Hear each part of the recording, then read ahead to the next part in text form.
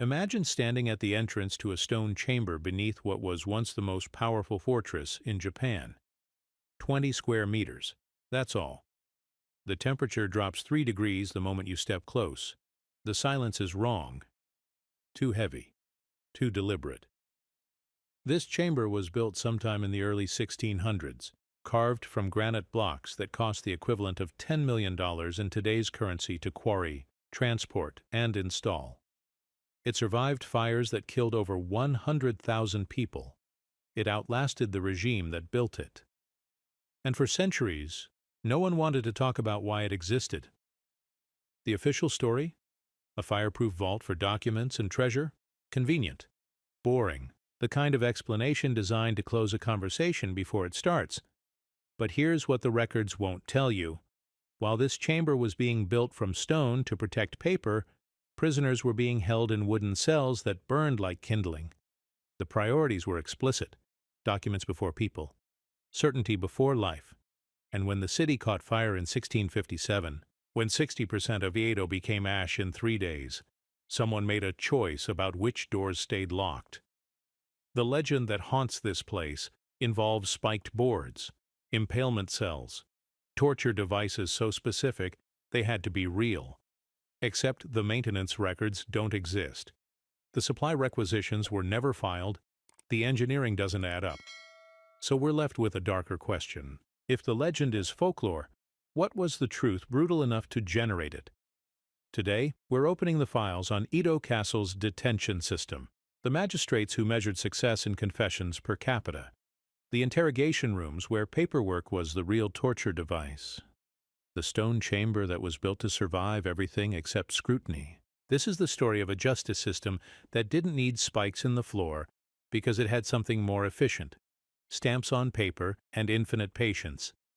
If you're ready to walk through the documents the stone chamber was actually protecting, to see what the system looked like when confession wasn't evidence but oxygen, stay with us.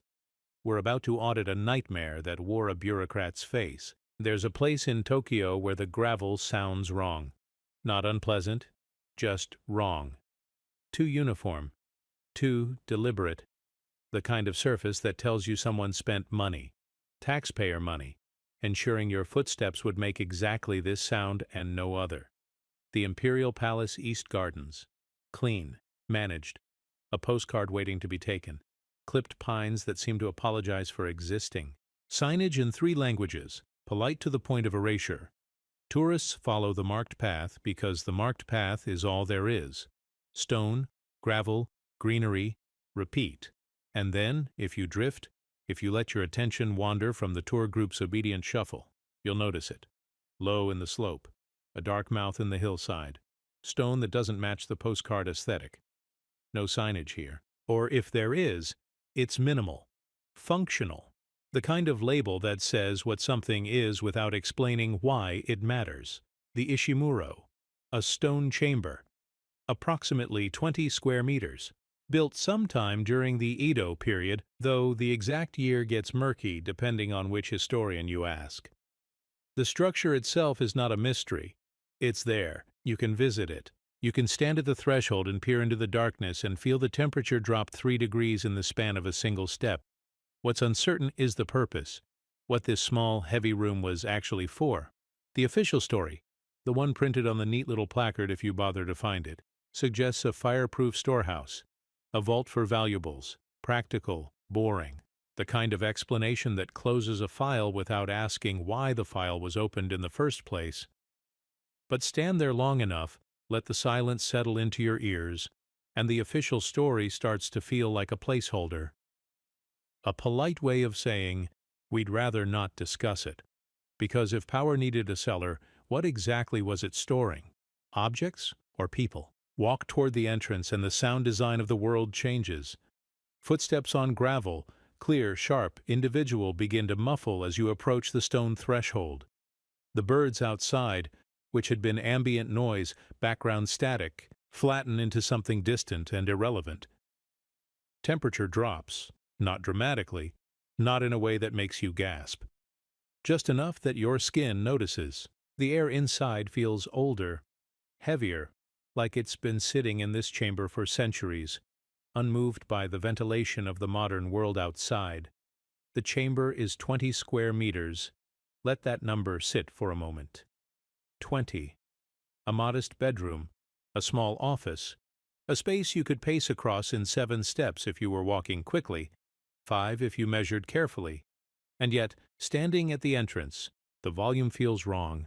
It feels dense, compressed, like the stones are holding something more than air, like pressure has been stored here and hasn't dissipated yet, even after all this time. The walls are stone, interlocking blocks, fitted with a precision that suggests expense and paranoia in equal measure. The seams are tight. No mortar in some places, just stone against stone, weight doing the work of adhesive. This is not decorative masonry. There are no flourishes, no carvings, no aesthetic considerations beyond the single-minded goal of endurance. These stones were placed here to survive fire, to survive time, to outlast whatever was happening in the wooden world above. The ceiling is low. Not oppressively so, but low enough that a tall person would feel it, would sense the limit.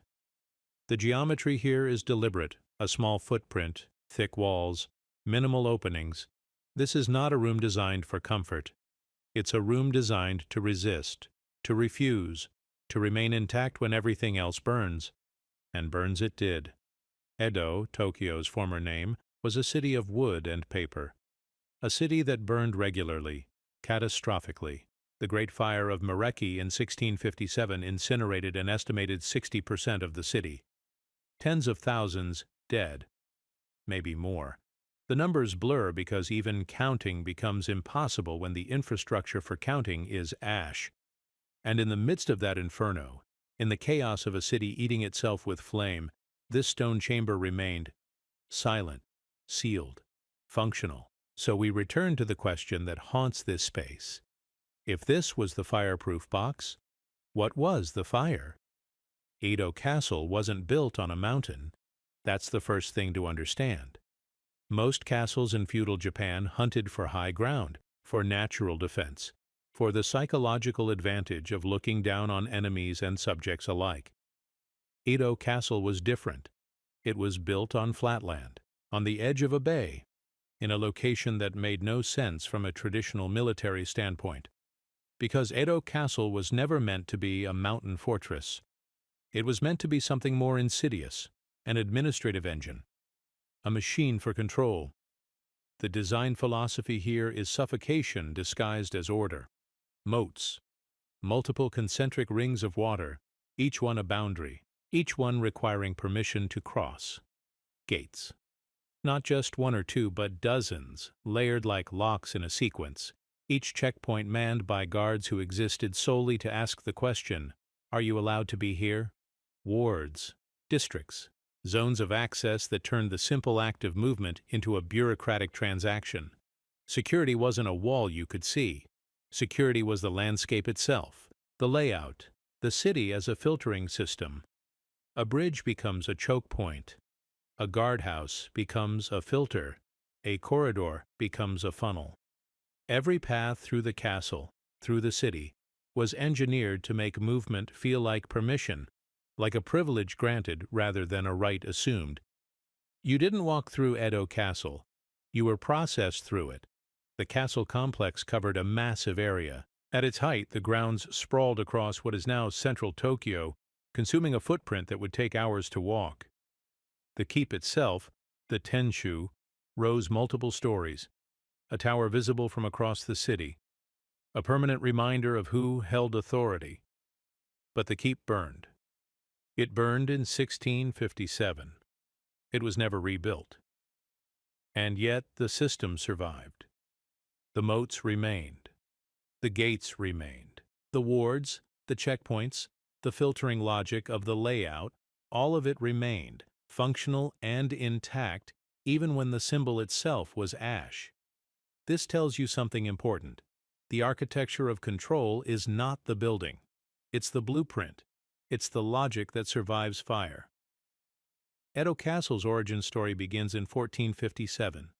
Not as a castle exactly, as a fortification. A military checkpoint on land that nobody particularly wanted. The site was chosen by Oda Doken, a warlord whose name history remembers, mostly because he picked the right patch of swamp at the right time. He built defenses, earthworks, wooden palisades. Nothing grand, nothing permanent, just enough structure to say, this place is claimed. But the genius, or the tragedy, depending on your perspective, was location. Edo sat at the convergence of rivers and trade routes at the edge of a bay that opened to the sea. It wasn't defensible in the traditional sense, but it was connectable, accessible. A place that could grow into a city rather than remaining a fortress.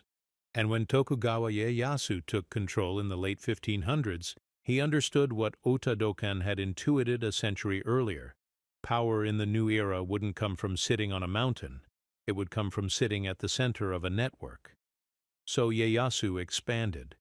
Radically, he turned Ota Dokan's modest checkpoint into a sprawling administrative capital. He drained swamps, rerouted rivers, moved mountains of earth to create the moat system that would define Edo's layout for centuries. This wasn't renovation. This was terraforming. Edo became a project, a construction site that would remain under construction for decades, consuming labor and materials on a scale that strained the economy of an entire nation. And the material choice, this is where the noir irony starts to creep in, was wood. Wood was fast. Wood was flexible. Wood could be shaped, transported, assembled with relative ease. But wood was also flammable. Catastrophically so. The stronger Edo Castle became as an idea, as a symbol of centralized power, the more fragile it became as a physical reality. Every beam, every post, every plank was kindling, waiting for a spark. You can't build a wooden empire without also building its future ashes. The expansion of Edo Castle, the transformation from regional outpost to national capital, required a supply chain that stretched across Japan. Stone had to be quarried, hundreds of thousands of tons of granite and volcanic rock, cut from mountains, shaped into blocks, each one numbered and catalogued as if inventory could prevent chaos. The logistics were staggering. Barges floated down rivers and across the bay, carrying stone that weighed more than the boats themselves. Oxen pulled carts along roads that hadn't existed a decade earlier. Every block that arrived at the construction site represented weeks of labor, transportation costs calculated in rice and coin, and a brutal efficiency that treated workers as expendable components in a system that couldn't afford delays. The masons who set the stones, the carpenters who framed the wooden structures, the laborers who dug moats and piled earth into ramparts. These were the invisible chorus. The people who experienced Edo Castle not as a symbol, but as weight, as deadlines, as injuries that wouldn't heal and wages that barely covered food. History doesn't record their names, doesn't track their grievances. They appear in the record only as numbers. So many workers, so many days, so many casualties from accidents that were too routine to warrant investigation. Stone wasn't just defense. Stone was a psychological weapon. Walls that looked unarguable. Foundations that suggested permanence even when the structures above them burned every few decades. The message was clear. The regime is here to stay. The regime has resources. The regime can move mountains, literally. And if you're in the way, the regime will move you too. And at the heart of this stone infrastructure, small and easy to overlook, sits the Ishimuro, 20 square meters, a fireproof chamber built not for people, but for things the state couldn't afford to lose. Documents, currency, seals of authority, the paperwork of power, a stone guarantee for the regime's priorities. But here's the thing about fireproof chambers. They're never built for comfort. They're built for panic. For the moment when the world outside is burning and decisions have to be made about what survives and what doesn't. And if you're storing documents in stone while people are housed in wood, you've already made that decision. Edo grew. Explosively. By the mid-17th century, the population had swelled past several 100,000, making it one of the largest cities in the world. A dense wooden organism, workshops with open forges, cookfires in kitchens separated from neighbors by paper screens, oil lamps, candles, torches, Every household, every business, every temple was a potential ignition point. The city didn't burn occasionally. It burned regularly.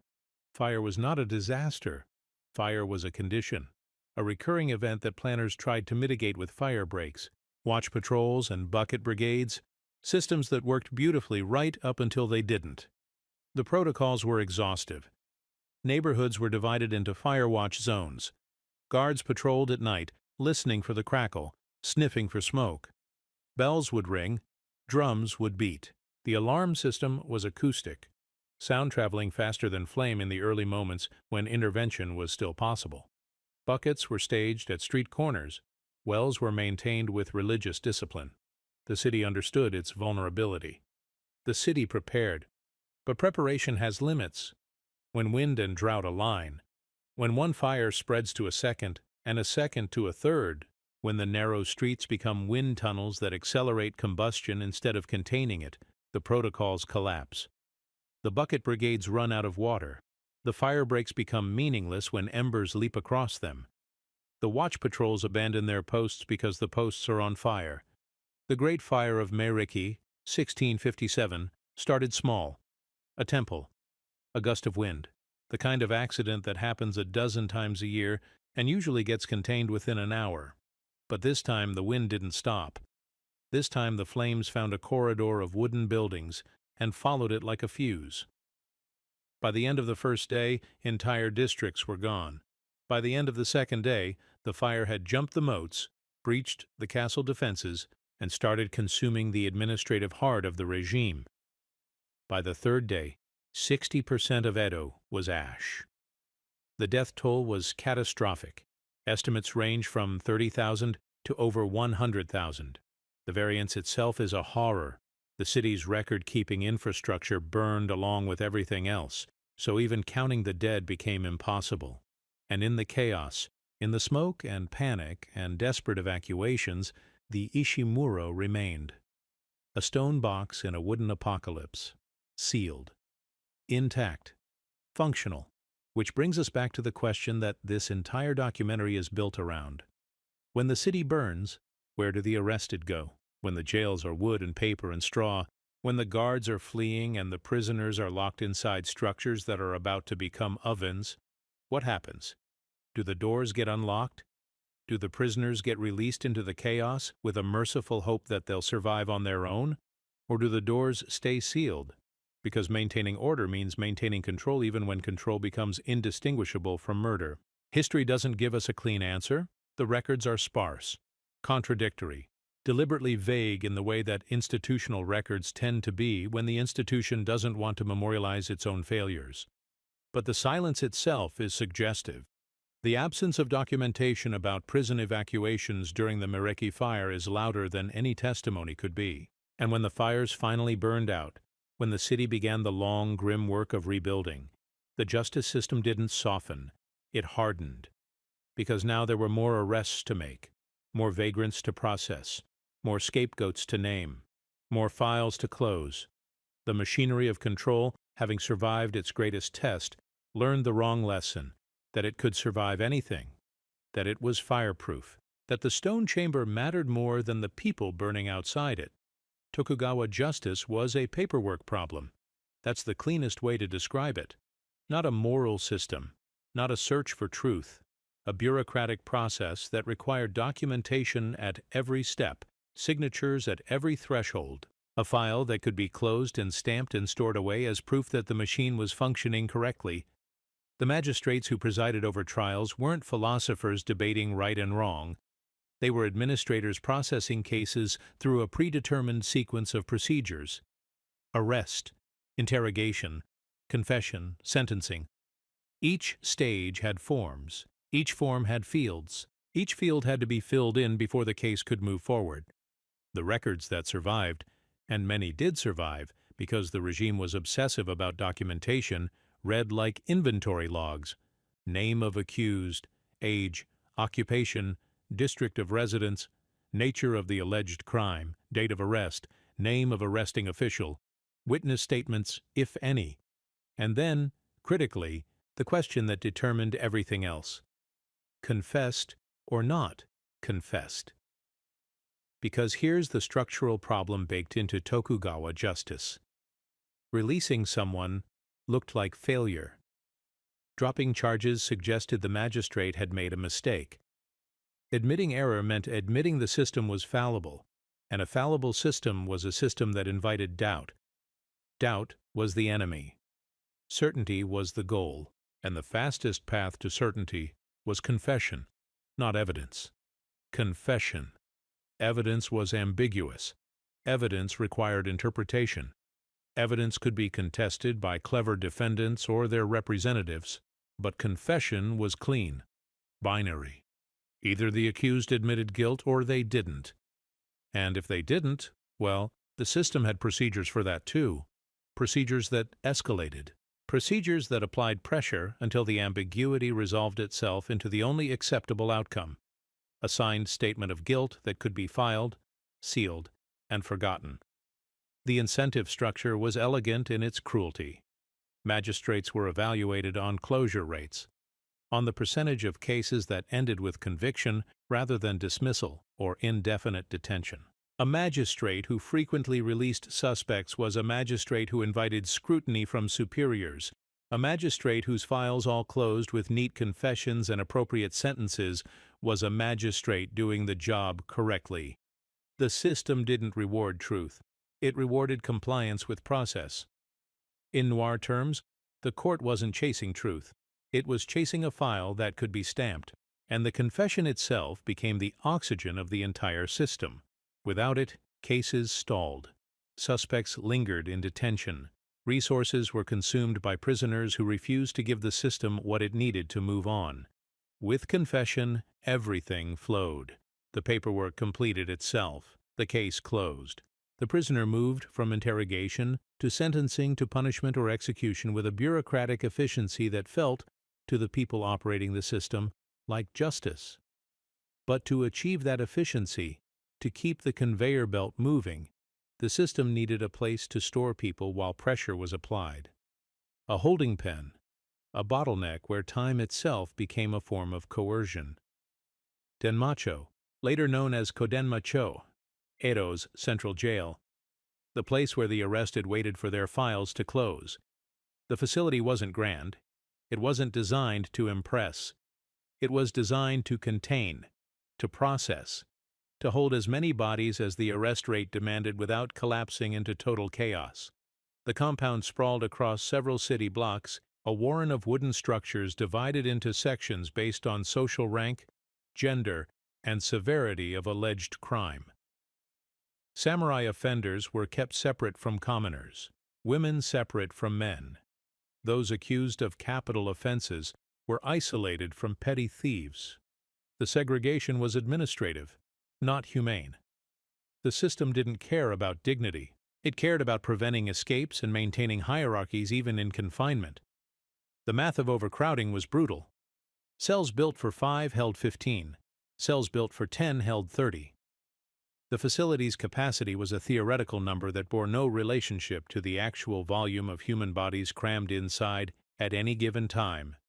During crackdowns, after fires, after civil disturbances, after waves of arrests meant to demonstrate the regime's control, the jail bulged. Corridors became sleeping areas. Courtyards became detention zones. The infrastructure strained under a load it was never designed to handle. Sanitation was improvisation. Waste disposal happened at night, carried in buckets by prisoners assigned to the task as a rotating duty everyone dreaded. Water came from wells inside the compound, rationed carefully because the facility couldn't afford to run dry. Food was delivered in bulk. Rice, miso soup, occasional vegetables, almost never meat. Portions were calculated to keep people alive, not nourished. Malnutrition was standard. Diseases spread in waves: dysentery, typhus, infections that festered in the humidity and heat of Edo summers, and the smell. You can't talk about Denmacho honestly without talking about the smell. Unwashed bodies in close quarters, waste that couldn't be disposed of fast enough, rotting straw bedding, mildew in the wooden walls, smoke from cooking fires mixing with the stench of human density.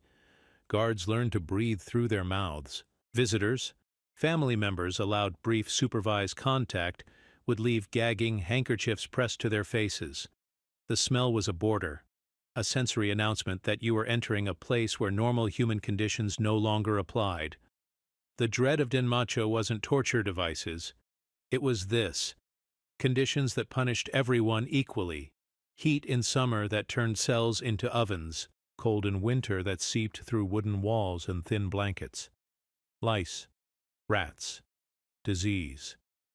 The slow grinding erosion of health and sanity that came from being stored like cargo in a system that measured success, not in rehabilitation, but in confessions per capita. And somewhere in the dark, a clerk's pen scratched across paper: name, crime, status. The fields filled in one by one. Then the pause, the question that mattered more than any other.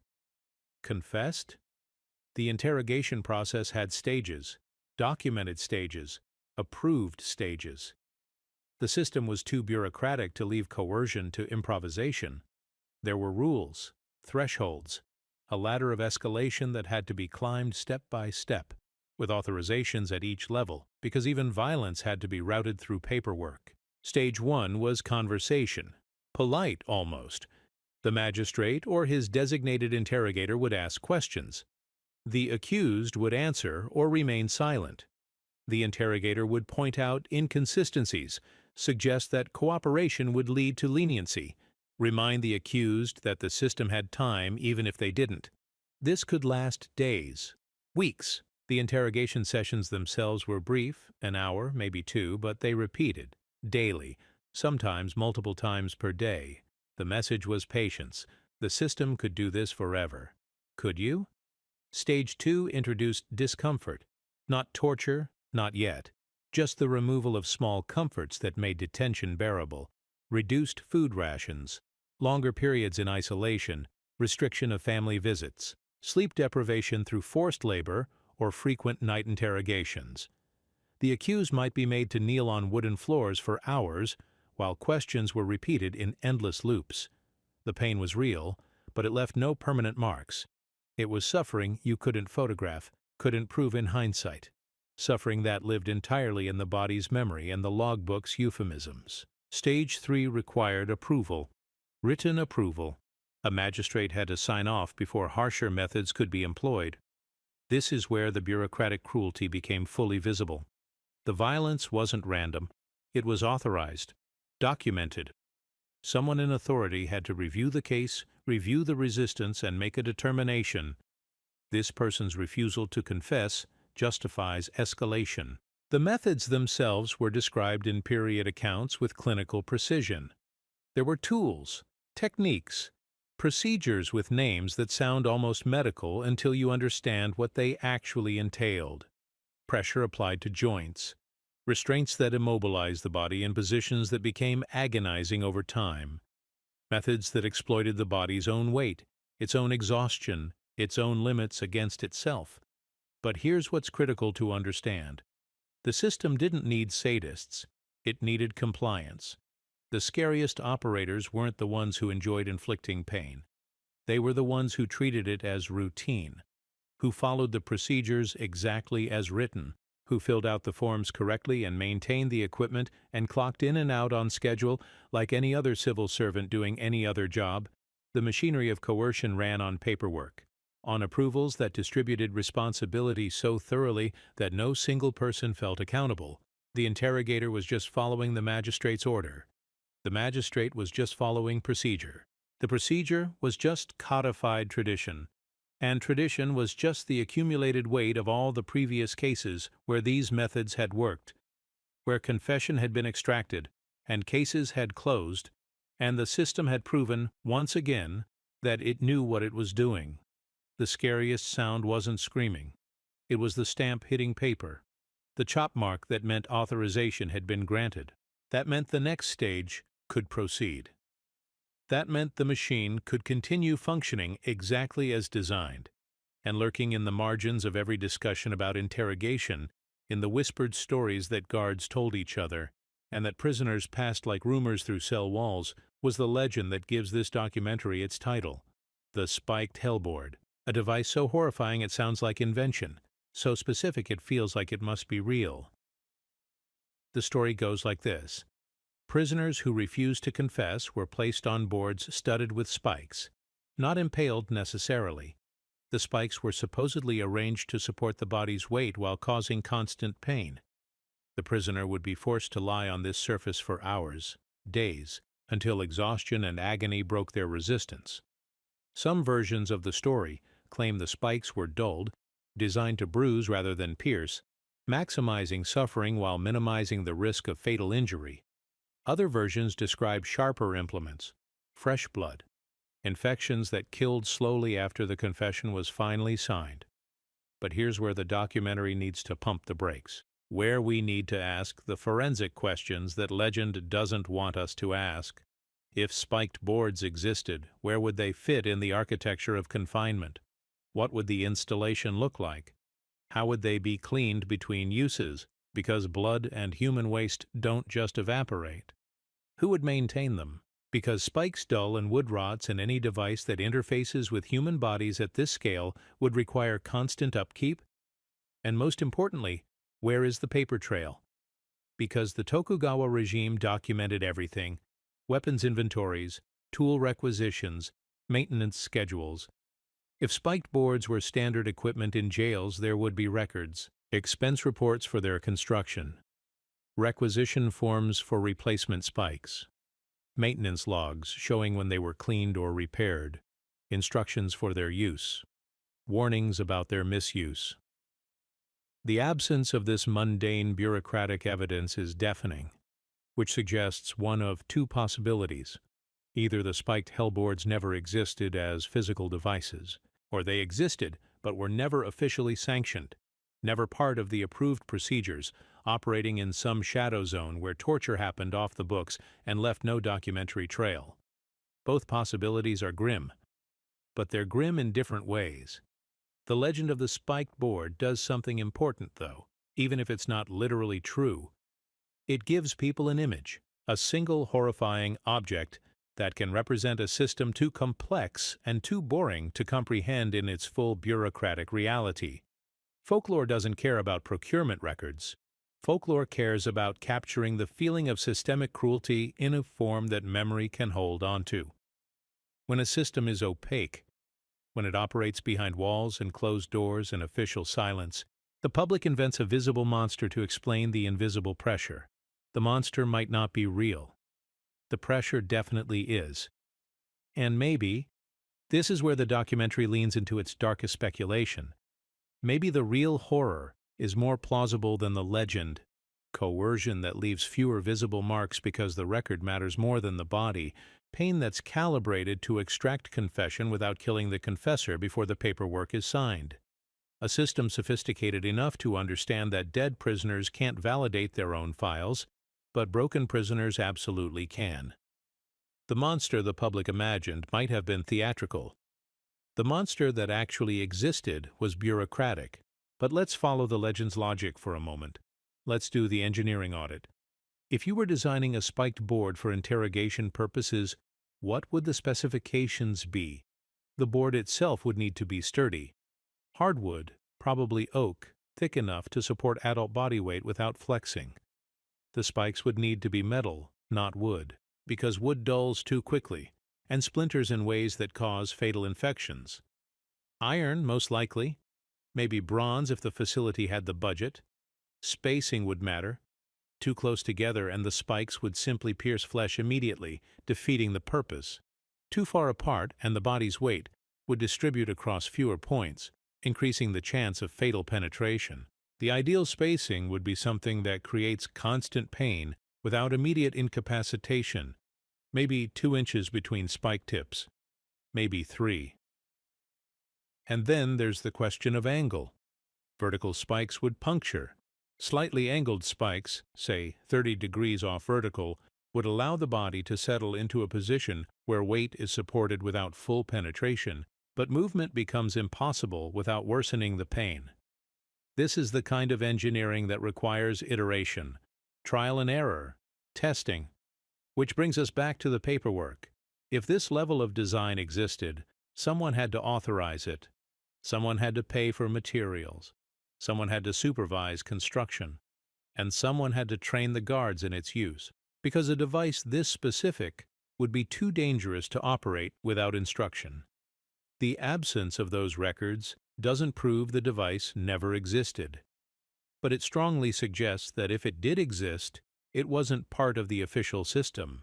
It was extrajudicial, improvised, the kind of thing that happens when formal procedures fail and desperate interrogators resort to desperate measures. Or, and this is equally possible, the legend is just that. A story that crystallizes a more diffuse truth, that the system crushed people through methods that were real but less visually dramatic, that prisoners were broken through exhaustion, exposure, isolation, and the relentless repetition of interrogation until their will to resist simply evaporated. Maybe the spikes weren't in the floor. Maybe they were in the paperwork.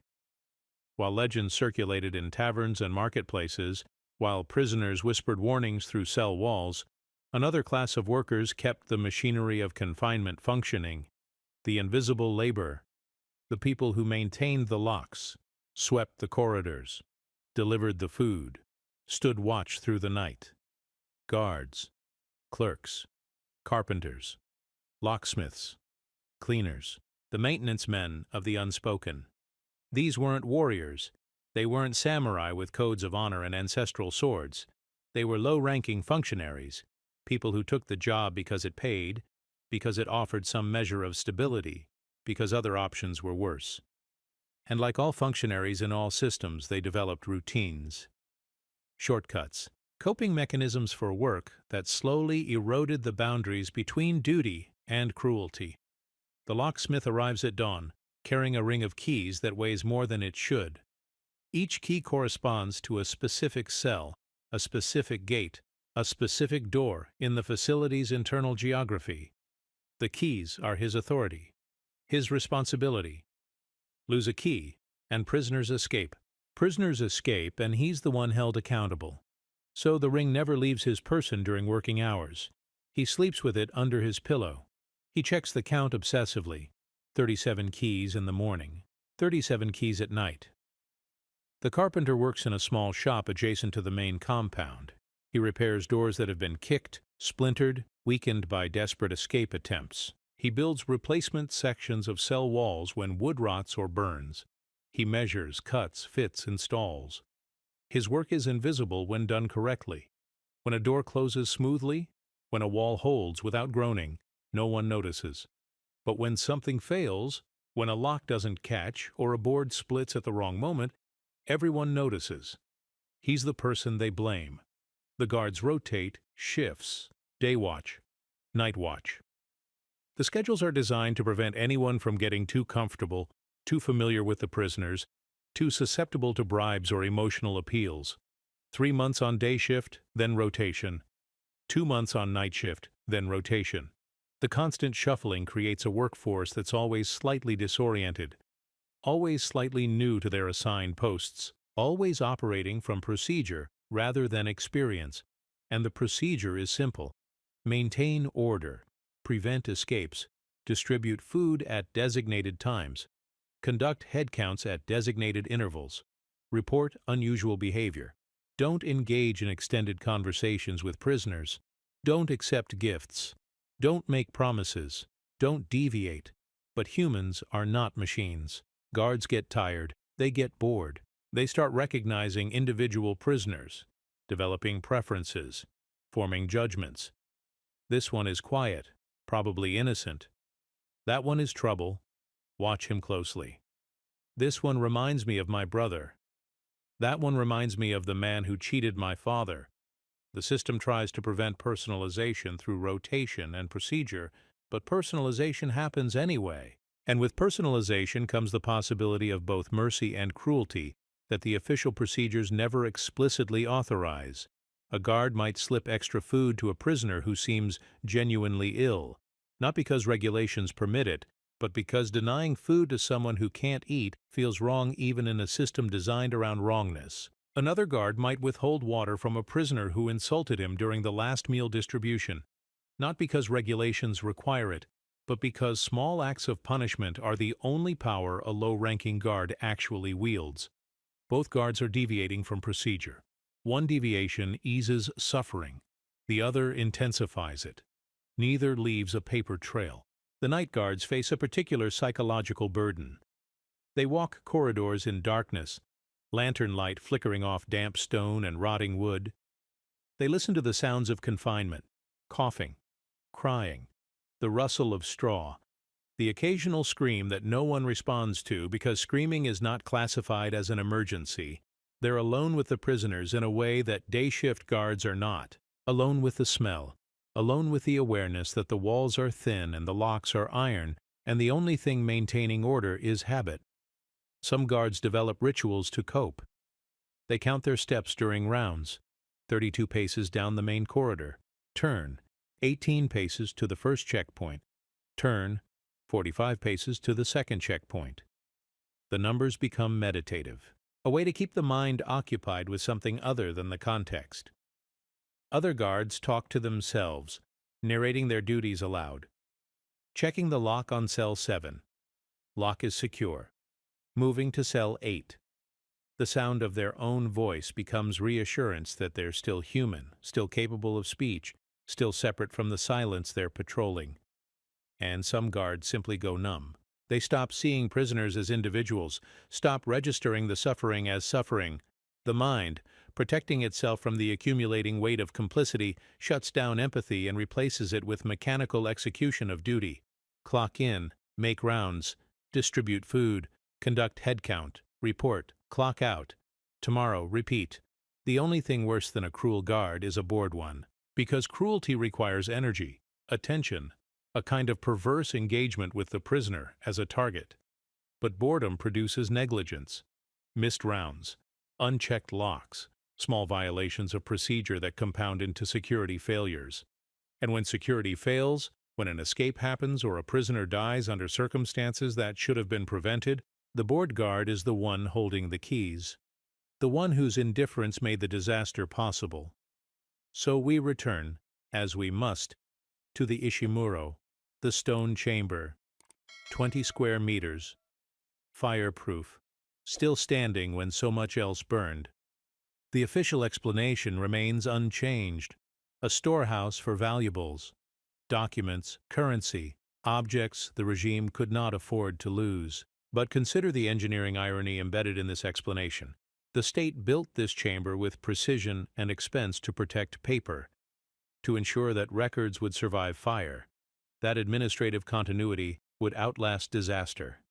Meanwhile, prisoners were housed in structures made of wood, straw, and paper, structures that burned regularly, structures that offered no protection when fire came. The priorities are explicit: stone for documents, wood for bodies.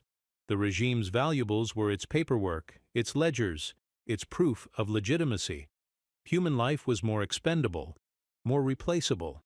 If prisoners burned during a fire, new arrests would replenish the population. But if the administrative records burned, the entire system would lose its foundation. Justice was paperwork. Power was paperwork. Memory was paperwork.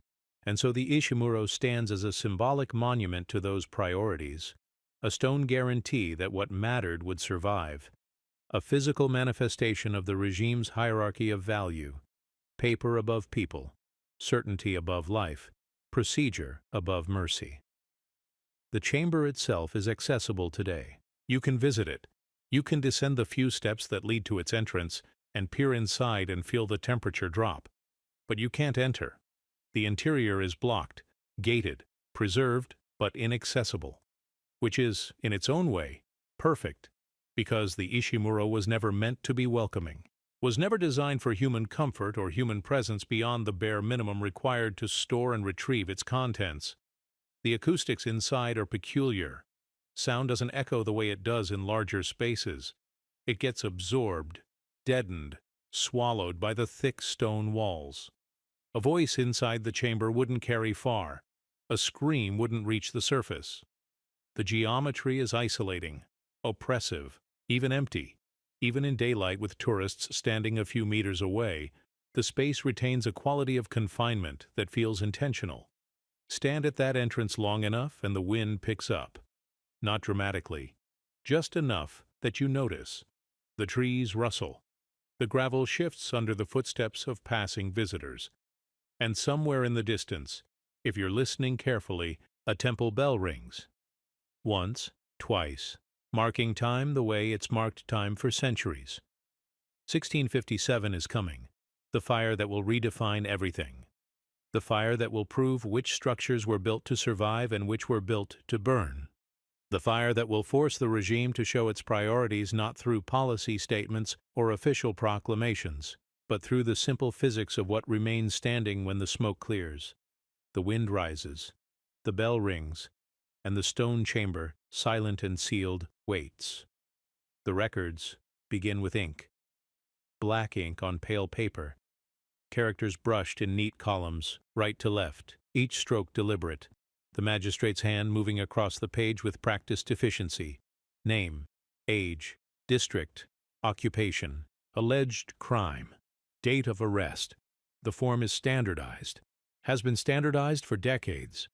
Every arrest generates the same paperwork, the same fields waiting to be filled, the same boxes waiting to be checked. Tokugawa justice was not a philosophical system, it was an administrative one. The goal was not truth in any abstract sense. The goal was closure, a case that could be filed, stamped, and stored away as proof that the machinery was functioning, that order was being maintained, that criminals were being processed, and society was being protected, and the regime's authority was being reinforced through the daily accumulation of closed files. The magistrates who presided over this system were not judges in the Western sense. They were not neutral arbiters weighing evidence and rendering verdicts based on impartial analysis. They were officials embedded in a hierarchy of power that expected results, expected conviction rates that demonstrated diligence, expected files that closed with the appropriate outcomes, guilty verdicts, appropriate punishments, confessions that validated the arrests that had already been made. Because here's the structural trap. An arrest was not the beginning of an investigation. An arrest was a conclusion that required justification. The magistrate's job was not to determine guilt or innocence. The magistrate's job was to document the guilt that the arrest had already presumed, to gather the confession that would transform presumption into legal fact, to produce the paperwork that would allow the case to move from detention to sentencing without gaps or ambiguities that might invite questions from superiors. Releasing someone was not just admitting error. It was admitting that resources had been wasted, that guards had been deployed unnecessarily, that the detention system had held someone it shouldn't have held, that the initial arrest had been premature or unfounded. Every release was a small wound to the system's credibility. Every closed case with a signed confession was a small validation. So the incentive structure pulled inexorably toward confession, toward the moment when the accused would sign their name to a statement admitting guilt. When that happened, the rest of the process became mechanical. Sentencing followed established guidelines. Punishment was carried out according to documented procedures. The file closed. The magistrate's metrics improved. The system proved once again that it knew what it was doing. And if the accused refused to confess, if they insisted on innocence despite the evidence, despite the testimony, despite the weight of procedure pressing down on them, then the system had fallback protocols, escalation procedures, ways of applying pressure that were documented, authorized, and designed to produce exactly one outcome. In this system, confession wasn't evidence. Confession was oxygen. Without it, the entire apparatus suffocated. The magistrate's office was sparse, wooden floors polished smooth by centuries of footsteps, minimal decoration, a low table where the magistrate knelt during proceedings, scrolls mounted on the walls containing legal texts, precedents, the accumulated wisdom of previous officials who had faced similar cases and resolved them successfully. The room's austerity was deliberate. Distraction was the enemy of efficiency.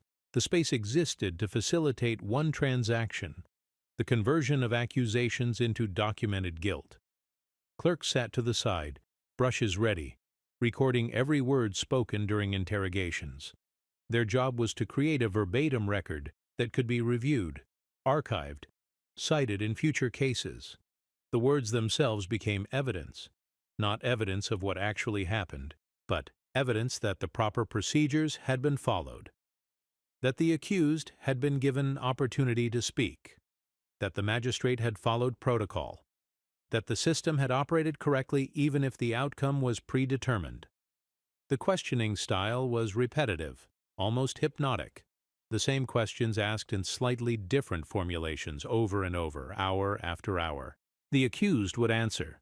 The magistrate would point out inconsistencies between this answer and a previous answer, would suggest that the simplest explanation for these inconsistencies was dishonesty, would remind the accused that honesty was valued, that cooperation led to lenient sentencing, that resistance only prolonged suffering.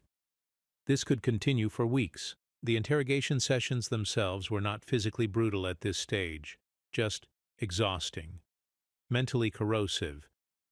The repetition wore down certainty, made the accused doubt their own memory, made them wonder if perhaps they had committed the crime and somehow forgotten, made them calculate whether holding on to innocence was worth the additional months of detention that resistance would cost. And throughout this process, the clerks wrote, brushes scratching across paper, creating a documentary record that had its own gravitational pull. Once words were recorded, they became fixed, official, harder to contradict. The accused might claim they had been misunderstood, but the transcript said otherwise. The transcript was permanent. The transcript was truth as far as the system was concerned. The magistrate's authority came from this: the power to determine what went into the permanent record, what was emphasized, what was minimized, what was framed as evasion versus what was framed as cooperation. The record was not neutral, it was constructed, shaped by the magistrate's language choices, by what the clerks were instructed to capture versus what they were instructed to summarize or omit. And above the magistrate, invisible but always present, was the expectation of productivity. The shogunate tracked case resolution times, conviction rates, outcomes. Officials who closed cases efficiently earned promotions. Officials whose dockets became clogged with unresolved cases earned scrutiny.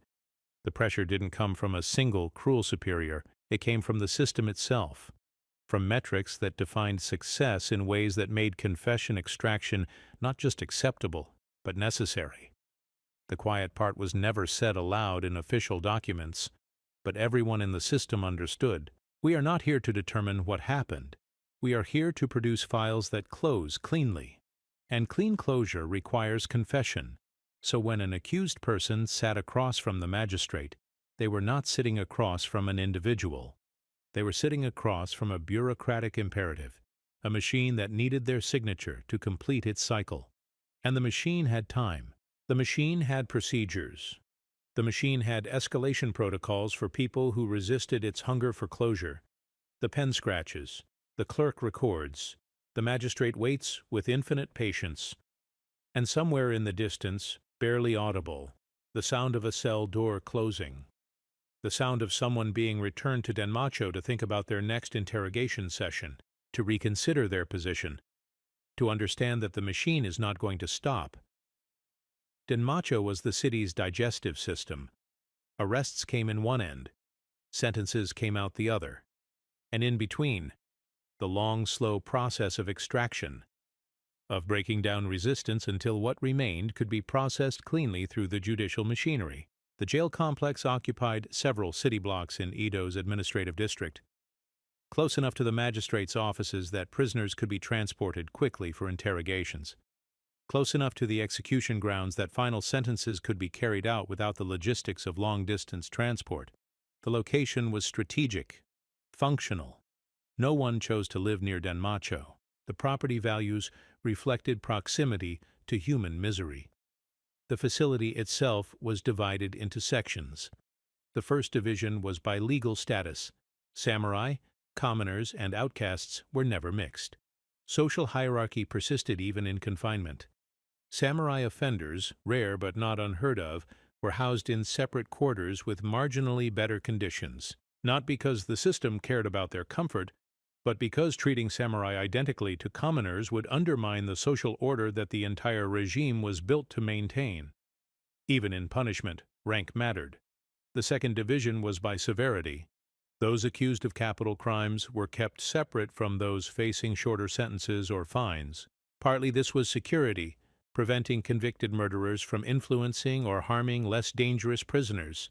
Partly this was psychological, keeping people accused of minor offenses in close proximity to condemned prisoners served as its own form of coercion. See what happens when resistance goes too far? Sign your confession now, while the consequences are still manageable. The third division was by gender. Women accused of crimes were held in a separate section, guarded by female attendants when possible, but ultimately controlled by the same male-dominated hierarchy that ran the entire facility. Conditions for female prisoners were, if anything, worse. Fewer resources allocated, less oversight, more opportunities for abuse that would never be documented or investigated because the women had no recourse, no advocates, no system of appeal that took their complaints seriously. But the fundamental experience of Denmacho transcended these divisions. Overcrowding was universal. The facility had a theoretical capacity, some official number determined by architects and administrators who had never spent a night inside a cell. That number bore no relationship to the actual volume of bodies crammed into the available space. A cell built for 6 held 18, 20 on bad days, sleeping in shifts because there wasn't room for everyone to lie down simultaneously. The floor was wooden planks over dirt. Straw mats for bedding, replaced irregularly, often crawling with lice and bed bugs within days of being distributed. No furniture, no privacy. Bodily functions handled in buckets placed in the corner, emptied at dawn by prisoners assigned to waste detail.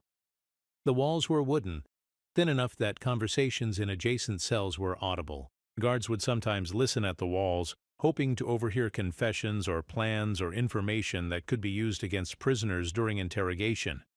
The lack of soundproofing was not an architectural oversight. It was a feature. Isolation would have been more merciful. But the system didn't traffic in mercy. It trafficked in pressure. Temperature control was non-existent. Edo summers were brutal, humid, suffocating, temperatures climbing into the high 30s Celsius. The wooden structures trapped heat. Bodies packed together multiplied it. The air became thick, difficult to breathe, heavy with the smell of sweat and waste and desperation. Prisoners would strip to minimal clothing, press themselves against the walls hoping for any hint of coolness from the wood. Some fainted, some developed heat-related illnesses that the facility's minimal medical resources couldn't address. Some died, and their bodies would be removed at night, and new prisoners would be assigned to their sleeping space by morning. Winter was worse in a different way. The wooden walls kept out wind but not cold. Thin blankets were distributed, 1 per prisoner, insufficient for temperatures that dropped well below freezing. Prisoners huddled together for warmth, creating temporary alliances based purely on shared biology's need to not freeze. Illnesses spread faster in winter. Respiratory infections, influenza, pneumonia. The facility had no heating system beyond what individual cooking fires provided, and those were carefully controlled, because fire in a wooden structure packed with prisoners was its own death sentence. Water came from wells inside the compound. Rationed. Prisoners were allowed to drink twice per day under supervision. Washing was a luxury reserved for those who could afford to bribe guards. Most prisoners went weeks without bathing. The accumulation of grime, sweat, waste, and illness created an olfactory profile so distinctive that guards could identify Denmacho by smell before seeing the building. Food arrived in bulk at designated times. Rice. Always rice. Sometimes miso soup, though the quality varied wildly depending on supply chains and budget allocations. Vegetables appeared irregularly, usually wilted or partially rotten, but still consumed eagerly because any variation in diet was precious. Meat was virtually unknown. The portions were calculated to prevent starvation, not to maintain health. Malnutrition was standard. Prisoners lost weight rapidly. Teeth loosened from vitamin deficiencies. Minor injuries failed to heal. Disease moved through the population in waves. Dysentery was common, spread through contaminated water and poor sanitation. Once it took hold in a cell, everyone in that cell would contract it. The facility had no quarantine protocols adequate to the density of the population. Sick prisoners remained in general population until they either recovered or died. Typhus appeared regularly, carried by lice that infested the straw bedding. Tuberculosis was endemic, passed through the close-quarter breathing of dozens of people sharing unventilated space. The medical response was minimal. A doctor visited occasionally, but his interventions were limited to triaging who might survive versus who was terminal. Medicine was expensive. The facility's budget didn't prioritize prisoner health beyond what was necessary to prevent total population collapse. If a prisoner died, their body was removed and space was made for the next arrest. The system was designed to flow. Deaths were just part of the flow rate, and the psychological erosion was perhaps worse than the physical conditions. The uncertainty, not knowing when the next interrogation would happen, not knowing what evidence the magistrate might have gathered, not knowing whether someone in your family had been arrested, whether they were also in Denmacho, whether they had already confessed and implicated you. The waiting became its own torture. Time stretched. Days blurred together. The only markers were mealtimes and the irregular arrival of guards calling names for interrogation. Some prisoners broke quickly, confessed within days, sometimes hours, just to move forward, to reach sentencing, to know what their fate would be instead of living in the suspended agony of uncertainty. Others held out for weeks, months, clinging to innocence or honor or stubborn refusal, even as their bodies deteriorated around them. The system had patience for both types. It processed both types, but it preferred the ones who broke quickly. They were more efficient. They kept the conveyor belt moving, and somewhere in the dark the clerk's pen scratches across paper. Name, crime, status. The fields fill in one by one, creating a permanent record of temporary suffering. Then the pause, the question that determines everything that follows. Confessed? The answer to that question triggered one of two paths. Confession led to sentencing. Sentencing led to resolution. The file closed. The machinery could move to the next case. Refusal led to escalation. The escalation had stages, documented stages, because even in its application of pressure, even in its extraction of confession through methods that bordered on or crossed into torture, the system maintained its bureaucratic character. There were rules, thresholds that had to be met before harsher methods could be employed, approvals that had to be secured, paperwork that had to be filed. This was not spontaneous brutality. This was organized brutality. Brutality rooted through administrative channels so that responsibility diffused across multiple actors and no single person had to bear the moral weight of what was happening. Stage 1 was what had already been described. Repetitive questioning, psychological pressure, the grinding repetition of interrogation sessions that wore down mental resistance without leaving physical marks. This stage required no special approval. It was standard, expected. The baseline approach to extracting confession from reluctant suspects. Stage 2 introduced physical discomfort that stopped short of violence. Sleep deprivation through forced labor or midnight interrogations. Dietary restrictions. Meals reduced or withheld entirely for periods long enough to weaken but not kill. Exposure to elements. Prisoners might be left in unheated rooms during winter or forced to kneel in direct sunlight during summer. The methods caused suffering, but suffering that could be justified as administrative discipline rather than punishment. This stage still required no special approval. It fell within the magistrate's discretionary authority. The logic was simple. If standard questioning wasn't producing results, elevated pressure was warranted. The prisoner's discomfort was their own fault. They could end it at any time by confessing. Stage 3 was where authorizations became necessary, where the system acknowledged, through its requirement for written approval, that what came next crossed a threshold that even the regime considered significant. A magistrate who wanted to employ harsher interrogation methods had to submit a request. The request went to a superior official who reviewed the case file, reviewed the prisoner's continued refusal to confess, and made a determination: is escalation warranted? The approval wasn't automatic. There were cases where superiors denied requests, usually on the grounds that the evidence was too weak or that public opinion might react badly if the details became known. But most requests were approved, because the system that evaluated requests was the same system that valued closed files and high conviction rates. Once approval was granted, and the approval would be documented, stamped, added to the case file as proof that procedures had been followed, the interrogation entered its harshest phase. The methods themselves were described in period legal texts with clinical precision. There were techniques with names, standardized procedures that interrogators were trained to employ. These were not secret. They were codified, part of the official toolkit available to magistrates who had secured the proper authorizations. One method involved restraints that immobilized the prisoner in positions that became agonizing over time, not painful immediately, but increasingly unbearable as muscles fatigued, as joints strained, as the body's own weight worked against itself.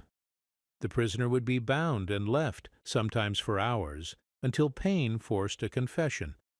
Another method applied pressure to specific body parts, fingers, toes, joints where leverage could be used to generate pain without permanent visible injury.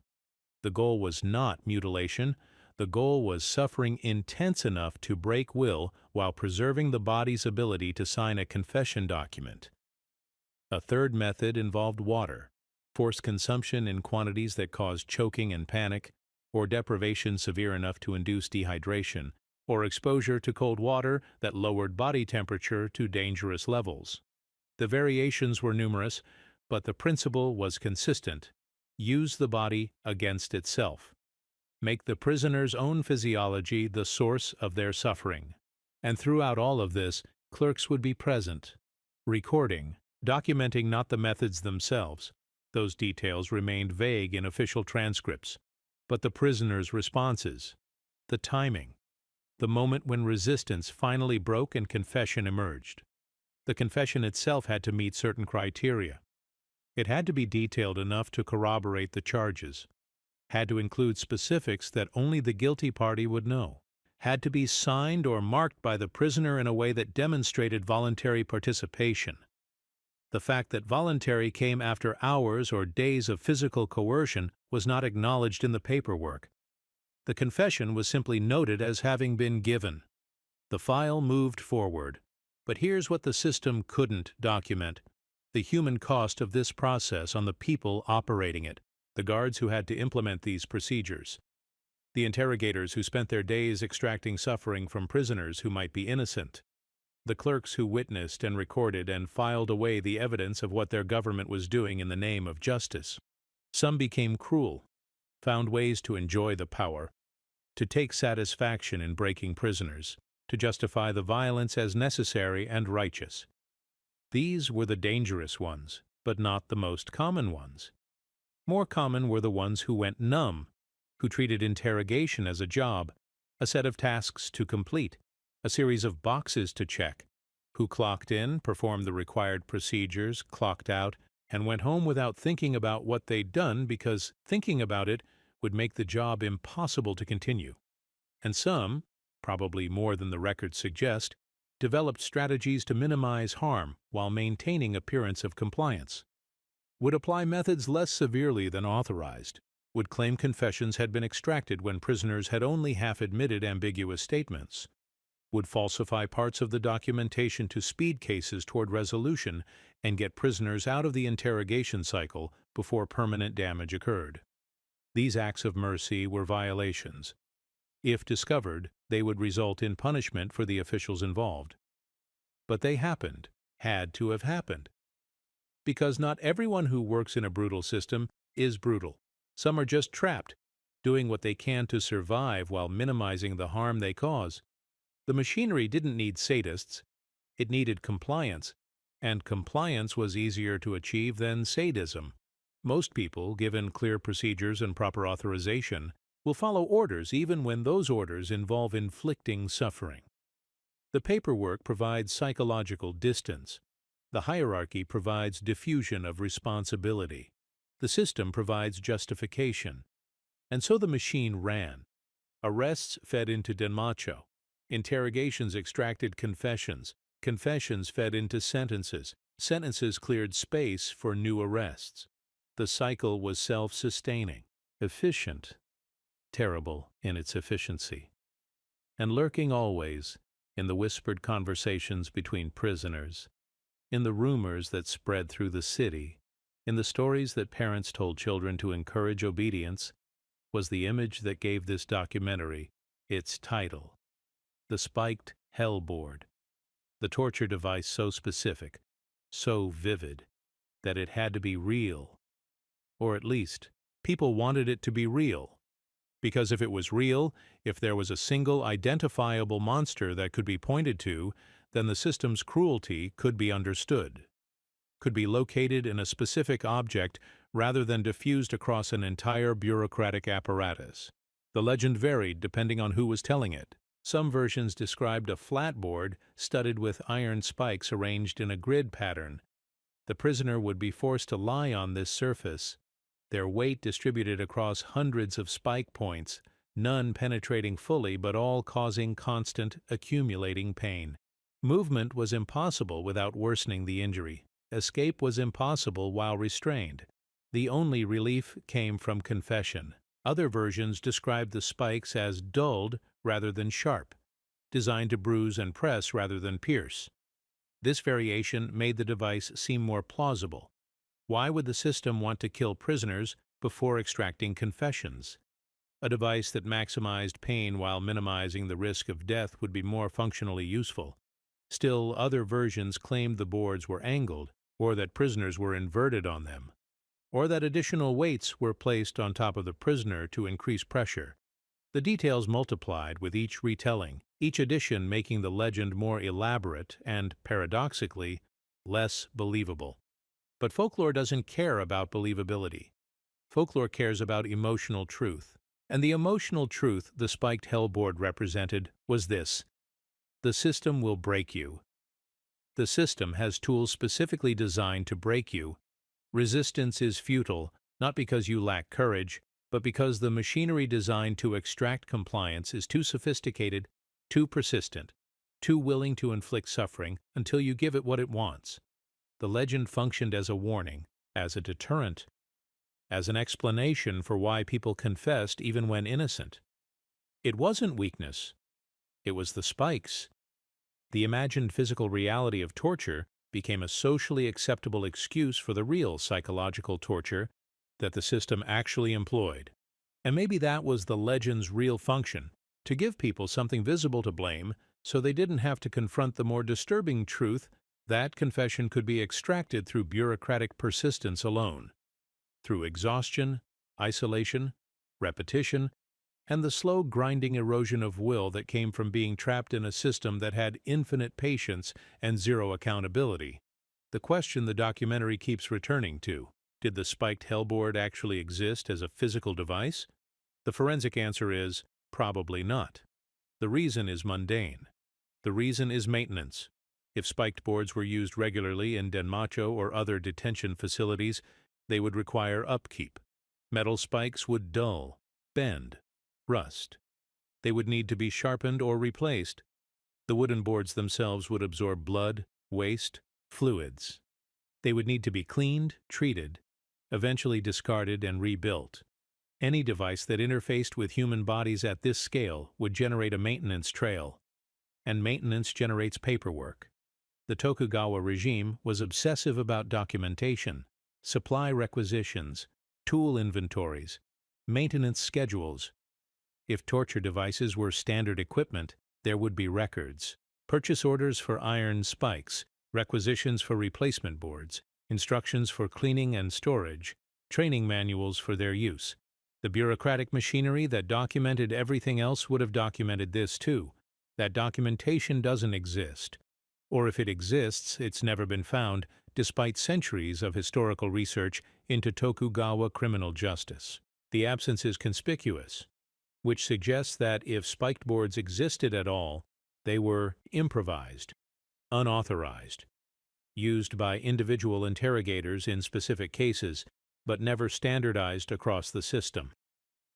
The kind of thing that happened in the gaps between official procedures, in the moments when desperation or sadism or both drove someone to create their own tools of coercion. But even that seems unlikely. Because improvisation is hard to hide in a bureaucratic system. Someone would have seen, someone would have reported, someone would have mentioned it in correspondence or memoirs, or the thousand other ways that historical information leaks into the permanent record. The more plausible explanation is that the legend is folklore, a crystallization of the system's real methods into a single horrifying image that could be remembered, repeated, and feared. The truth, repetitive interrogation, sleep deprivation, positional torture, psychological pressure that lasted weeks or months, was too boring to function as effective folklore. But a board covered in spikes? That was memorable. That was shareable. That was the monster the public needed to explain the inexplicable. Why so many people confessed even when innocent. Maybe the spikes weren't in the floor. Maybe they were in the waiting, in the uncertainty, in the knowledge that the system would not stop, would not release you, would not move forward until you gave it the confession it demanded. Maybe the real torture device was the file sitting on the magistrate's desk with a single field unfilled. Confessed. While prisoners waited in cells and magistrates reviewed files and interrogations ground forward, another category of workers kept the machinery functional, the people no one remembers, the ones whose labor was so routine it became invisible. Locksmiths, the men who maintained the hundreds of locks that secured cells, gates, doors, storage rooms. Each lock was slightly different, requiring specific keys and specific maintenance. A lock that stuck or failed represented a security breach. A key that broke represented hours of work filing a replacement. The locksmith carried his tools in a leather bag worn smooth by decades of use. He knew every lock in the facility by touch. Could diagnose a problem from the sound it made when turned. Could predict when a lock was nearing failure based on resistance feedback that guards wouldn't notice. His work was preventative. He made rounds weekly, oiling mechanisms, checking for wear, replacing components before they broke. Because in a facility like Denmacho, you couldn't afford reactive maintenance. You couldn't wait for a lock to fail and then fix it. A failed lock was a security incident, an administrative problem, a potential escape that had to be reported up the chain of command with explanations and blame allocation. So the locksmith worked quietly, methodically, keeping ahead of entropy. He was paid modestly, worked alone, spoke to no one unless necessary, and carried always the weight of knowing that his competence was the only thing standing between order and chaos, that every lock he maintained was holding someone inside who desperately wanted to be outside, that his skill was what made their imprisonment possible. Carpenters, the men who repaired the endless damage that confinement inflicted on wooden structures. Prisoners kicked doors, clawed at walls, damaged floors through constant traffic and waste spillage. Guards' rough handling of gates and barriers weakened hinges and frames. Weather and time did their own erosion. The carpenter arrived each morning with his tools and worked until sunset, moving from one repair to the next in a sequence that never ended, because the damage accumulated faster than he could address it. He measured, cut, fitted, installed. His work had to be solid. A weak repair would fail within days. But it also had to be fast. There were always more repairs waiting.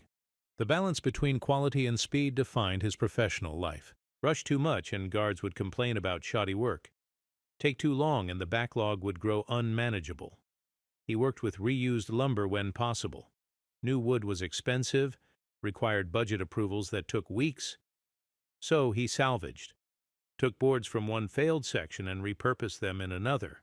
Knew which pieces could bear weight and which were only good for non-structural applications. His workshop accumulated scraps, offcuts, pieces of wood worn smooth by contact with desperate hands. And occasionally, in the quiet moments when he was alone with his work, He wondered about the marks in the wood, the scratches that weren't from normal wear, the patterns that suggested deliberate carving. Messages, maybe, names, prayers, evidence of people trying to leave something permanent in a place designed to erase them. He didn't report these, didn't mention them to guards or supervisors, just planned them smooth and moved on. Because what would reporting accomplish except more interrogations, more punishments, more work for him when the damaged sections had to be replaced again? Cleaners. The prisoners assigned to sanitation duty as part of their detention conditions. They moved through the facility at dawn, emptying waste buckets, sweeping corridors, distributing fresh straw when supplies permitted. The work was degrading, but it came with small privileges: extra food rations, slightly better sleeping positions, occasional opportunities to steal or smuggle items that could be traded for favors. They saw everything, heard everything, moved through spaces where guards weren't present, and prisoners spoke freely. They were the invisible network that carried information through the facility faster than official channels: who had confessed, who was being transferred, who had died in the night, who was being prepared for execution. The cleaners knew before guards knew before administrators filed reports, knew because they were present for the messy, undocumented moments that the system preferred to handle quietly. Some cleaners were trustworthy, kept secrets, didn't exploit what they learned, did their work without complications. Others were informants, reporting overheard conversations to guards in exchange for better treatment. Still others were manipulators, using their access to run small-scale economies of contraband and favors. The system tolerated all three types because the cleaning work had to be done and free labor was free labor. Night guards. The men who walked corridors in darkness while the facility settled into its nocturnal rhythms. Their shifts ran from sunset to dawn, 12 hours of patrolling a facility that never fully slept. Prisoners coughed, talked, wept, prayed. The sounds layered into a constant low murmur that the night guards learned to filter into background noise, listening instead for the specific sounds that indicated problems: metal scraping on metal suggesting attempted lockpicking, wood splintering suggesting escape efforts, voices rising in argument suggesting fights that might require intervention.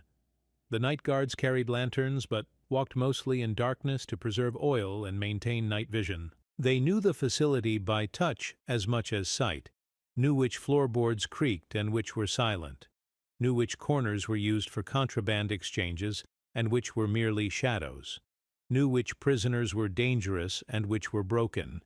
And they knew that the worst part of the job wasn't the prisoners. It was the isolation, being alone with this place while the rest of the city slept, being surrounded by human suffering that no one else was witnessing, that no one else would acknowledge in morning reports unless something had gone catastrophically wrong, being the sole conscious representative of the system's authority during hours when that authority felt increasingly abstract. Some night guards talked to themselves, narrated their rounds aloud, maintained human speech in an environment where speech became increasingly rare and increasingly desperate. Others went silent, moving through their duties like ghosts, present but not participating, fulfilling requirements without engaging. And occasionally, very occasionally, a night guard would encounter a prisoner who was awake and present and capable of conversation, would pause at a cell door and exchange words that weren't procedural, wouldn't be recorded, wouldn't be reported. Just two humans acknowledging each other across the vast gulf that their positions had created. These moments didn't change anything, didn't improve conditions or alter outcomes. But they happened, and they mattered to the people involved because they were brief acknowledgments that the machinery of confinement hadn't completely erased human recognition. The invisible workers, locksmiths, carpenters, cleaners, night guards, kept the system functional. They were the ones whose labor made mass detention possible, made interrogation possible, made the extraction of confession possible. And they did this work not because they were monsters, but because they were employees, people with families to feed, debts to pay, obligations to meet. The system didn't need them to be cruel, just competent, just willing to show up and perform their assigned tasks and not think too deeply about the larger context of what they were maintaining. And in that willingness, in that competent routine labor, the machinery of coercion found its real power. Not in dramatic torture devices or sadistic interrogators, but in ordinary people doing ordinary work that happened to enable extraordinary suffering. The only thing worse than a cruel guard is a bored one. Because cruelty requires engagement, boredom produces negligence, and negligence in a place like Denmacho created opportunities for both mercy and disaster in equal measure. We return one final time before the fire comes to the Ishimuro. 20 square meters of stone in a wooden world. The official explanation has never changed. A fireproof storehouse, a vault for documents, currency, seals of office. The valuables that the regime could not afford to lose when flames inevitably came, and they came regularly. Edo burned every few decades, sometimes whole districts, sometimes just neighborhoods. Fire was not disaster. Fire was context, the condition within which the city existed. Everything was built with the assumption that it would eventually burn and need to be rebuilt. Except the Ishimuro. The stone chamber was built to outlast fire, to remain intact when everything around it was ash, to protect what mattered most to the regime, not people, but paperwork. The engineering irony is stark. The state invested enormous resources in constructing a fireproof chamber for its documents. Stone quarried and transported at great expense, masons employed for weeks or months to fit the blocks with precision. A structure built to survive not just fire, but time itself. Meanwhile, prisoners were housed in wood. Guards worked in wood. Administrative buildings were wood. The entire infrastructure of justice and punishment was flammable. When fire came, the system's human components were exposed, vulnerable, trapped in structures that became death traps the moment flames touched them. The priorities were explicit: paper before people, records before lives. The institutional memory of the regime was more valuable than the bodies that kept the regime functioning. And in this prioritization, the Ishimuro stands as a monument, not to safety, not to protection, but to a hierarchy of value that placed administrative continuity above human survival, a stone guarantee that what mattered would endure, even if everyone else burned. The chamber is accessible today. You can visit it, stand at the threshold, feel the temperature drop. Notice how sound changes when you step close to the entrance. The architecture still performs its function. It isolates. It contains. It reminds you that some things were built to survive, while other things were built to serve and be discarded. The wind rises now, not in the modern gardens where tourists take photographs, but in the historical record, in 1657. In the accounts that will soon describe 3 days of fire that consumed 60% of the city. The wind that turned Edo into a furnace. A temple bell rings. Once, twice, 3 times. The sound carries across centuries. A warning that went unheeded because warnings don't prevent fires when the entire city is kindling. The Ishimuro sits in its stone certainty. Sealed, ready, built for exactly this moment. Built to prove that the regime knew fire was coming and made its choices accordingly. Save the paperwork. Let everything else burn. The wind rises, the bell rings, and the great fire of Mireki, 1657, arrives with the weight of inevitability. The wind begins on the morning of March 18, 1657. Not unusual for the season, spring winds were common in Edo, carrying the promise of warmer weather, pushing away the last remnants of winter cold. But this wind doesn't stop, doesn't settle. It builds through the morning hours, picking up speed, finding corridors between buildings, learning the city's geography, preparing. By midday, the wind has become something else, not weather, a force, gusting strong enough to rattle shutters, to send loose objects tumbling through streets, to make people pause and look up at the sky with the recognition that nature is shifting into a mood that requires attention. Merchants secure their wares. Householders check roof tiles. Fire watch patrols increase their rounds because everyone in Edo knows what wind means. Wind plus wood plus the 1,000 small flames of daily life equals inevitability. The fire starts, according to the most commonly cited account, at Honmyoji Temple. A funeral ceremony, incense, candles, the normal rituals of death that Edo performed daily without incident. Except today, the wind catches something. A sleeve, some accounts say, a banner, a piece of ceremonial cloth that ignites and floats on the wind like a messenger carrying destruction. Within minutes, the temple is burning. Within an hour, the surrounding block is burning. The wind doesn't just spread fire, it accelerates it. Embers travel hundreds of meters, landing on roofs, in courtyards, against wooden walls that have been dried by winter and are now perfect fuel. Each new ignition point becomes its own source of embers, creating a geometric progression of combustion that overwhelms any possibility of containment. The bucket brigades deploy. They always deploy. It's what the system is designed for: rapid response, coordinated effort, neighbors working together to prevent the spread. They form lines from wells to fire, pass buckets hand to hand, throw water onto flames that are already too large, already too numerous, already beyond the capacity of human-scale intervention. The fire breaks, wide streets and cleared zones designed to halt fire's progression, fail their purpose. Embers leap across them effortlessly. The wind makes distance irrelevant. A fire break that might stop ground-level flames does nothing against burning debris that travels through the air like incendiary birds seeking new perches. By evening of the first day, entire districts are lost. The Nihonbashi Merchant Quarter, the Kanda District, flames moving through densely packed neighborhoods where houses share walls, where alleyways are too narrow for effective firefighting, where the only choice is evacuation. People flee carrying what they can: children, elderly parents, small bundles of possessions grabbed without thought. Behind them, the structures that house their lives collapse into ember and ash. The nights are the worst. During daylight, smoke columns are visible, fire fronts can be tracked, evacuation routes can be assessed, but night eliminates visual range. The city becomes a chaos of shadow and flamelight.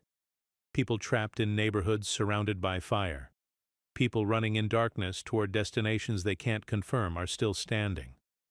People dying from smoke inhalation before flames ever touch them, collapsed in streets they'd walked safely 1,000 times before. By the second day, the fire has jumped the canals, has breached the moat systems that were supposed to protect the castle complex, has entered the administrative heart of Edo with the same indifference it showed to commoner districts. Rank offers no protection from combustion. Wooden structures burn regardless of who owns them: the castle itself, multiple compounds, gate systems, administrative buildings, becomes the fire's ultimate test. Stone foundations, elaborate moat networks, resources to fight flames that poor neighborhoods lack. And yet the wooden structures of the castle burn like everything else. Beams collapse, roofs cave in. The Tenshu, the great keep that symbolized the shogunate's power, catches fire on the second evening. Guards evacuate. Officials flee carrying records, carrying valuables, carrying whatever can be saved, while the building that represented permanence proves itself temporary after all. The Tenshu burns through the night, a torch visible across the entire city. To people huddled in evacuation zones, to people fighting fires in their own neighborhoods, to people watching from hills outside the city, the message is clear: nothing is safe, nothing is guaranteed. Power itself is flammable. By the third day, the wind finally begins to ease, not stopping, but diminishing enough that fire can be fought rather than simply fled. Exhausted bucket brigades make stands at new fire breaks. Demolition teams create gaps by pulling down structures in fire's path, sacrificing individual buildings to save clusters. The mathematics of triage applied to architecture. And then, as if nature wanted to compound the disaster with mockery, snow begins to fall. Not spring snow? Blizzard conditions? Heavy snowfall driven by wind that had been feeding flames hours earlier.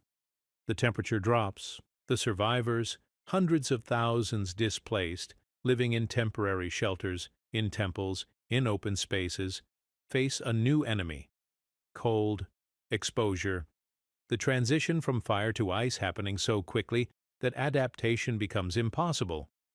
The death toll calculations begin immediately, but never achieve certainty. 30,000 is the conservative estimate. 100,000 is the high estimate. The truth is probably somewhere in the range that spans human comprehension's limits. Tens of thousands at minimum. People who burned, people who were trampled in evacuations, people who died from smoke inhalation, people who survived the fire but succumbed to exposure in the blizzard that followed, people who were never found, never counted, never recorded because the infrastructure for recording was itself destroyed. And somewhere in this catastrophe, in the smoke and panic and administrative collapse, prisons were burning too. Denmacho, wooden structures packed with human beings locked in cells, faced the same wind, the same embers, the same flames as every other district. The question that this documentary has been circling arrives with full force. When the city burns, do prisons unlock or seal? The historical record is sparse, deliberately sparse perhaps. There are accounts of guards fleeing, accounts of fires approaching the jail complex, accounts of chaos that made organized evacuation difficult or impossible. But specific documentation about what happened to the prisoners, about whether cells were unlocked, about whether evacuation protocols were followed or abandoned, those details are absent. What remains are implications, absences in the record that suggest answers no one wanted to document. Population counts before and after the fire that don't reconcile cleanly. Prisoner transfer records that should exist but don't. The kind of archival silence that speaks louder than any official report. If prisoners were evacuated successfully, that would be worth documenting. Proof that the system maintained humanity even in crisis. Proof that order included mercy. The absence of such documentation suggests the alternative, that evacuation either didn't happen or happened too late or happened in ways that the regime preferred not to memorialize. And even if cells were unlocked, even if prisoners were released into the chaos with the hope that they'd survive on their own, what happened next? Where did they go? A city on fire offers no refuge. Evacuation zones were overwhelmed. Temples and designated safe areas couldn't accommodate the existing flow of displaced civilians. Adding hundreds or thousands of released prisoners to that chaos would have created its own crisis. The cynical calculation is obvious. Keeping prisoners locked meant they died in place. Releasing them meant they probably died in the chaos. Either way, the population problem solved itself. The regime could claim it did what it could under impossible circumstances, and the dead couldn't contradict the official narrative. The fire burned for 3 days, but the impact lasted decades. Edo Castle's destruction was both material and symbolic. The Tenshu, gone. Administrative buildings, gone. Gate structures, damaged or destroyed. The moats remained because water doesn't burn. The stone foundations remained because stone endures. But the wooden superstructure that had taken decades to build was reduced to charcoal and ash in less than 72 hours. The reconstruction decisions began immediately. Not because the regime had recovered, it hadn't, but because the appearance of decisive action was critical to maintaining legitimacy. A shogunate that couldn't protect its own seat of power was a shogunate vulnerable to challenges. Speed mattered more than perfection. But speed required choices. Triage. What gets rebuilt first? What gets prioritized? What gets downgraded or abandoned? The Tenshu was not rebuilt. This decision, made within weeks of the fire, was rationalized as strategic. The keep was expensive to maintain, invulnerable to fire, and more symbolic than functional. The resources required to rebuild it could be better allocated to defenses, administration, public relief. But the decision also carried an implicit admission. The old symbol of power had failed. A new approach was needed. Instead, resources flowed into less visible but more functional reconstruction. Gate systems, guard posts, administrative buildings that could process the paperwork of relief and recovery, storage facilities for rice and emergency supplies, infrastructure that kept the regime operating even if it looked diminished. And relief came, massive relief allocations that proved, despite the catastrophe, that the central government could move resources when legitimacy was threatened. Rice stores were opened. Distribution systems were established. Temporary shelters were constructed. The numbers were staggering. Thousands of koku of rice distributed, silver and gold allocated for rebuilding, organized efforts to clear debris and establish sanitation in displacement camps. This was not mercy. This was survival. A regime that fails to respond to disaster loses the mandate to govern. The Tokugawa shogunate understood this. Relief was not charity. Relief was the price of continuing to exist as a political entity. But even as rice flowed to survivors and reconstruction began, the justice system did not pause. If anything, it intensified. Because crisis creates its own categories of crime, its own demands for order that eclipse the demands for compassion. Edo after the fire became a supply chain nightmare. Bodies needed to be disposed of before disease spread. Temporary shelters needed to be organized without creating permanent squatter settlements. Food distribution needed to be controlled to prevent hoarding in black markets. Displaced populations needed to be tracked to prevent infiltration by criminals or enemies of the regime. And in the midst of this logistical chaos, theft spiked. Of course, it spiked. Thousands of destroyed homes meant thousands of exposed possessions. Desperate people took what they needed to survive. Opportunistic people took what they could sell. The line between survival and criminality blurred into irrelevance for people whose primary concern was not starving or freezing in the days following the disaster. But the regime didn't see survival. The regime saw disorder, saw threats to the control that the fire had already compromised, saw the need to demonstrate that authority hadn't burned along with the buildings. So arrests increased, patrols intensified. The definition of criminal behavior expanded to include things that would have been ignored or handled informally in normal times. Vagrancy became a crime prosecutable with detention, being unable to prove residence or employment, easy to prove before the fire, nearly impossible after when all documentation had burned, became grounds for arrest.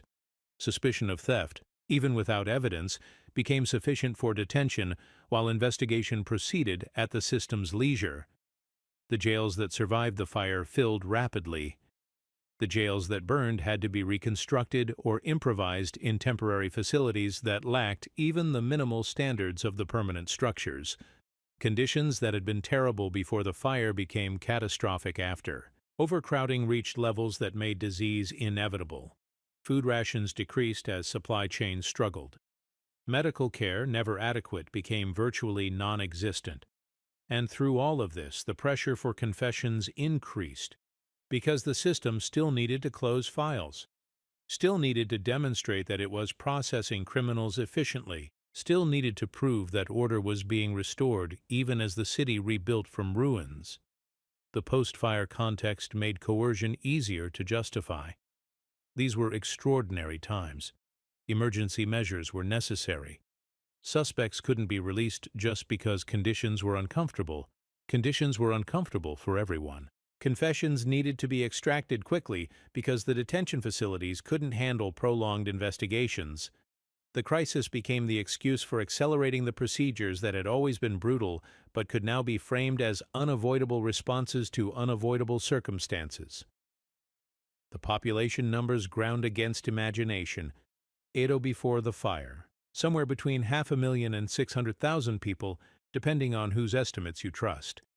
A city comparable in size to London or Paris, one of the largest urban centers in the world. 60% destroyed means, at minimum, 300,000 people displaced.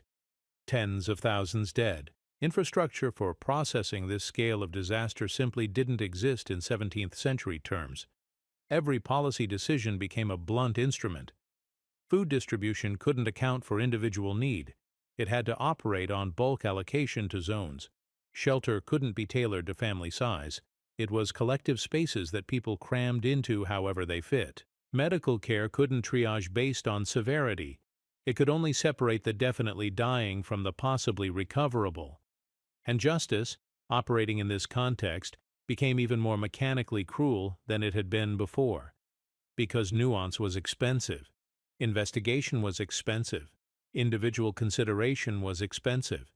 The cheapest path through the system was confession, sentencing, resolution, rapid throughput that cleared space for the next arrest, the next file, the next closed case.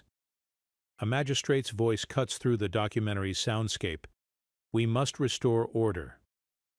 The words sound reasonable, necessary, the kind of statement anyone would agree with in the abstract.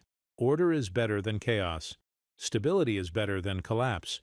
Of course, the regime must restore order, but then comes the darker echo, not stated explicitly in any document, but implicit in every decision that followed.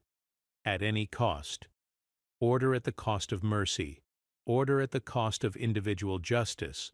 Order at the cost of lives that could have been saved but weren't, because saving them would have compromised the appearance of control. The regime chose certainty over compassion, chose demonstration of power over accommodation of suffering, chose to prove it could still govern even if governing meant governing harshly.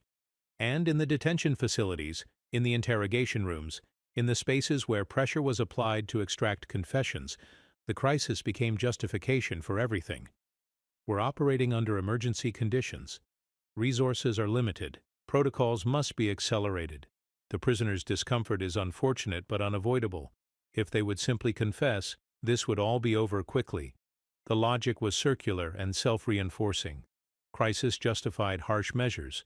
Harsh measures produced confessions. Confessions validated the harsh measures as effective. The system proved itself through its own outputs without ever examining whether those outputs represented truth or simply represented surrender. The interrogation economy, the term isn't period accurate but captures the reality, shifted into high gear. Cases that might have taken weeks before the fire now needed to close in days. Interrogators who might have spent hours in repeated questioning sessions now pushed harder, faster, with less patience for resistance. Approvals for harsher methods came more quickly because administrators were overwhelmed, and default decisions favored whatever kept the conveyor belt moving.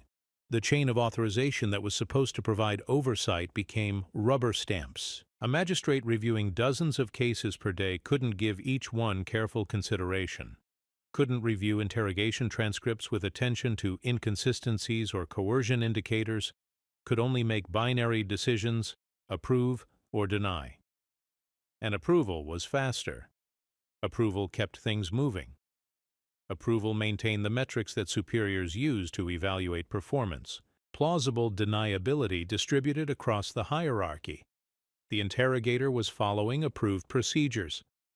The magistrate was following standard protocols for emergency conditions. The administrators were responding to unprecedented disaster with necessary flexibility. No single person bore responsibility for the cumulative cruelty because responsibility had been diluted into institutional responses to institutional pressures. And at the bottom of this chain, in the cells and interrogation rooms, prisoners faced a machine that had learned to operate more efficiently under crisis conditions, a machine that had discovered that emergency made excuses easier and oversight weaker and resistance more costly to maintain. Some confessed immediately, calculating that survival meant compliance. Others held out as long as they could, watching their health deteriorate, watching cellmates break and be processed through to sentencing, watching the system demonstrate again and again that it had infinite patience even when operating at emergency speed. A prisoner refuses to sign. The interrogator places the pen in his hand again. Not forcefully, not with threat, just places it there and waits. The pen is bamboo. Ink is prepared. The document is ready. All that's required is a signature, a mark, an acknowledgement that the system has won. The prisoner's hand shakes. From exhaustion, from malnutrition, from whatever methods were employed during previous interrogation sessions. The pen wavers above the paper. The interrogator waits with the patience of someone who has time and knows the prisoner doesn't. This is the moment the system was designed to create. Not dramatic confession extracted through theatrical torture, just exhaustion meeting inevitability. The prisoner signing because fighting costs more than they have left to spend. Because the body has limits and the system doesn't. Because whatever truth they were defending has become less important than the simple desire for this to end. The pen touches paper. Characters form. The signature appears. The document is complete. The file can close. The machinery moves forward. And in the aftermath of fires and confessions and the grinding machinery of post-disaster justice, the legend of the spiked hellboard evolved. Because people needed an explanation, needed to understand why so many confessed even when innocent, needed an image that could contain the systematic cruelty that was too diffuse and too bureaucratic to visualize otherwise. The legend had existed before the fire, circulating in rumors and warnings. But after the fire, after the spike in arrests and the acceleration of interrogations and the visible desperation of prisoners emerging from detention, the legend hardened into something that felt like documented fact. The tavern conversations, the marketplace gossip, the way stories spread through networks of people who knew someone who had seen or heard or been told about the devices. Each retelling added details. Each detail made the legend more specific and therefore more believable. The spikes were iron. No. Bronze. No. A mixture. The boards were angled at 30 degrees. No. 45. They were cleaned with lye. No. Vinegar. They were stored in basement rooms beneath the interrogation chambers. No. In specialized facilities that only senior interrogators could access. The proliferation of details is itself evidence of the legend's folkloric nature. True information tends to get compressed and simplified through retelling. Legends tend to accumulate Baroque elaboration, as each storyteller adds their contribution to the collective mythology. But the emotional truth the legend captured was real. The system did engineer suffering to extract confessions, did use coercion that broke people physically and psychologically, did operate with bureaucratic ruthlessness that treated prisoners as inputs to be processed rather than humans with rights or dignity. Whether the specific mechanism was a spiked board or positional torture or sleep deprivation or the simple grinding pressure of detention in terrible conditions, the outcome was the same. People broke. People confessed to things they might not have done because confession was the only path forward the system offered. The legend functioned as a compressed truth, a way of saying the system tortures without having to specify methods, a way of warning resistance is futile without having to explain the full range of coercive techniques, a way of explaining. They confessed not because they were guilty, but because the alternative was worse than confession. And perhaps the legend's most important function, it gave people permission to comply. If the system had spiked boards, if it was willing to use devices that horrifying, then confessing under that pressure wasn't weakness, it was rational surrender in the face of overwhelming force. The legend made confession comprehensible, made it forgivable, made it something other than betrayal of one's own innocence. But let's return to the forensic critique.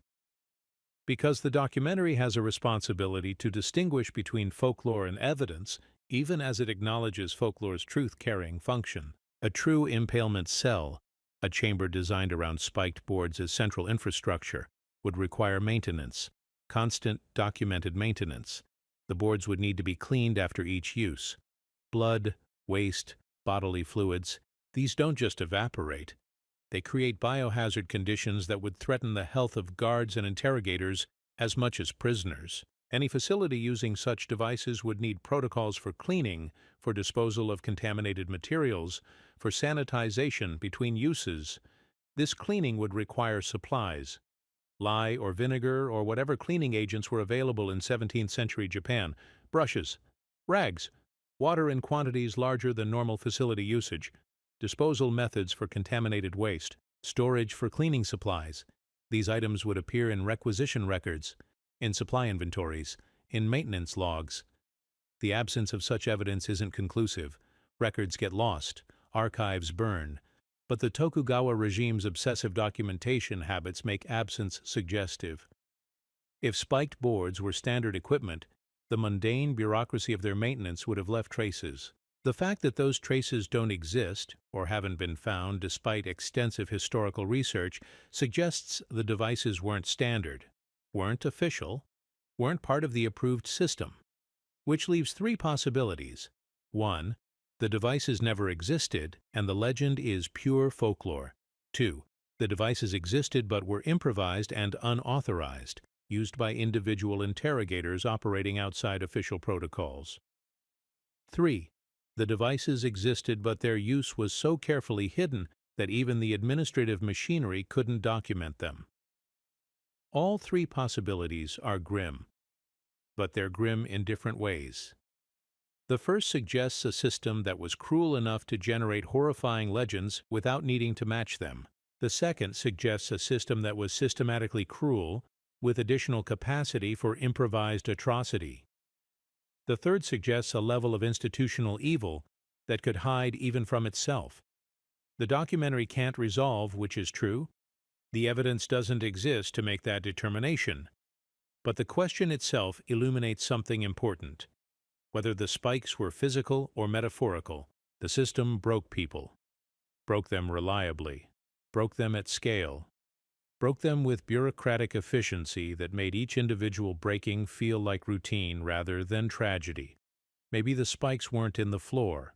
Maybe they were in the paperwork, in the file that had to close, in the confession field that had to be filled, in the magistrate's performance metrics that rewarded throughput over truth, in the interrogator's authorization documents that made escalation legal, in the clerk's transcript that recorded suffering but filed it as procedure. The machinery of coercion didn't need theatrical devices. It just needed patience, persistence, the institutional willingness to apply pressure until resistance became too expensive to maintain. That's the real horror, not the spike board that may or may not have existed, but the system that definitely existed and definitely broke people and definitely called it justice. While the regime rebuilt and the justice system ground forward and legends hardened into assumed truth, there was another population that history barely registers, the quiet victims, the ones whose suffering was so routine it didn't merit special documentation. Prisoners of low status, commoners accused of petty crimes who lacked family wealth to bribe for better conditions, who lacked connections to advocate for their cases, who simply disappeared into the detention system and emerged, if they emerged, months or years later, broken by conditions that were never classified as punishment, because punishment was technically what came after sentencing. The sick inmates, people who entered detention healthy and developed tuberculosis, dysentery, infections from injuries that never received treatment, people whose medical conditions were documented only as notation in death records, died of illness, died of fever, died of complications. No investigation into how those conditions developed. No accountability for the environments that made illness inevitable. Women connected to accused men. Wives, daughters, sisters arrested as leverage to pressure male relatives into confession. Held in detention not because they were charged with crimes, but because their suffering was useful to the system's larger goals. Their arrests generated no files. Their releases generated no records. They existed in administrative limbo, tools rather than people, means rather than ends. Petty thieves turned into examples, people who stole food during famines, who took wood for heat during harsh winters, who committed survival crimes that the system chose to prosecute as major offenses when demonstration was politically useful. Their cases processed quickly, not because of efficiency, but because the predetermined outcome made investigation unnecessary. Guilty, sentenced, punished, filed, next. For these prisoners, the daily grind was the torture. Not exceptional methods requiring authorization, just the mechanical horror of existence in spaces designed to break will through accumulated misery, meals that arrived irregularly, portions calculated to maintain life without providing strength, water rationed to prevent both dehydration and the comfort of washing, sleep interrupted by guards' rounds, by other prisoners' distress, by the constant ambient noise of confinement that made rest impossible, the loss of time sense, days blending together when nothing marks one from another, no sunlight in interior cells, No schedule beyond meal distributions that came at intervals that felt random. No communication with outside world. No information about cases or sentences or anything beyond the immediate present of the cell, existing in a perpetual now that stretched into psychological torture more effective than any device. The loss of identity. Names replaced by cell numbers. Individual histories compressed into crime categories. The slow erosion of self that comes from being treated as inventory, counted, tracked, moved, stored, but never seen as human. The system processed bodies, maintained body counts, fed bodies sufficient calories to prevent total die-off, but didn't recognize personhood because personhood would require acknowledging that these were people with lives, families, stories, worth. And perhaps worst, the randomness. Two prisoners accused of identical crimes might face wildly different outcomes depending on which magistrate processed their cases, which interrogator conducted their sessions, which guards were on duty when they arrived, which administrative priorities were in effect that particular month. Justice wasn't blind. Justice was arbitrary, and arbitrary justice is psychologically destabilizing in ways that consistent cruelty isn't. You can adapt to predictable suffering. Unpredictable suffering keeps you in constant state of anxiety about what comes next. These were the invisible victims, the ones whose names don't appear in historical accounts, whose suffering generated no dramatic stories worth retelling, who were ground up by the machinery of justice and left no trace beyond statistical entries and population counts that never quite reconciled. The castle and the jail weren't opposites. They were the same machine operating at different ends. The castle represented order from above, the symbolic demonstration that power could organize space, control movement, demand compliance. The jail represented order from below, the practical demonstration that non-compliance had consequences, that the system could contain and punish and extract acknowledgement of its authority even from those who resisted. Both structures required walls. Both required gates. Both required guards. Both required paperwork. Both transformed human movement into permission. Both treated bodies as objects to be managed rather than persons to be respected. The architectural language was different, stone and ceremony versus wood and deprivation, but the underlying logic was identical. Control, certainty, closure, the triple mandate that drove every aspect of the Tokugawa system. Control of movement, of communication, of economic activity, of information flow. Certainty of outcomes, of convictions, of punishments that reinforced social order. Closure of cases, of files, of any gaps or ambiguities that might suggest the system was less than omniscient and infallible.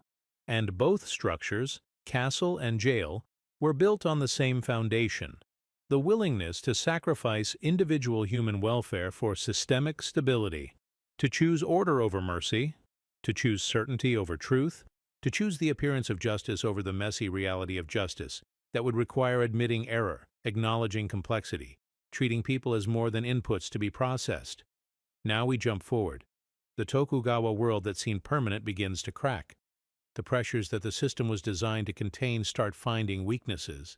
The arrival of external forces, Western powers with technologies and demands the shogunate can't easily accommodate.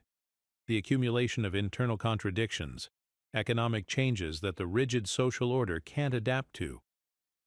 The slow erosion of legitimacy that comes from any regime that's maintained power long enough to run out of new justifications.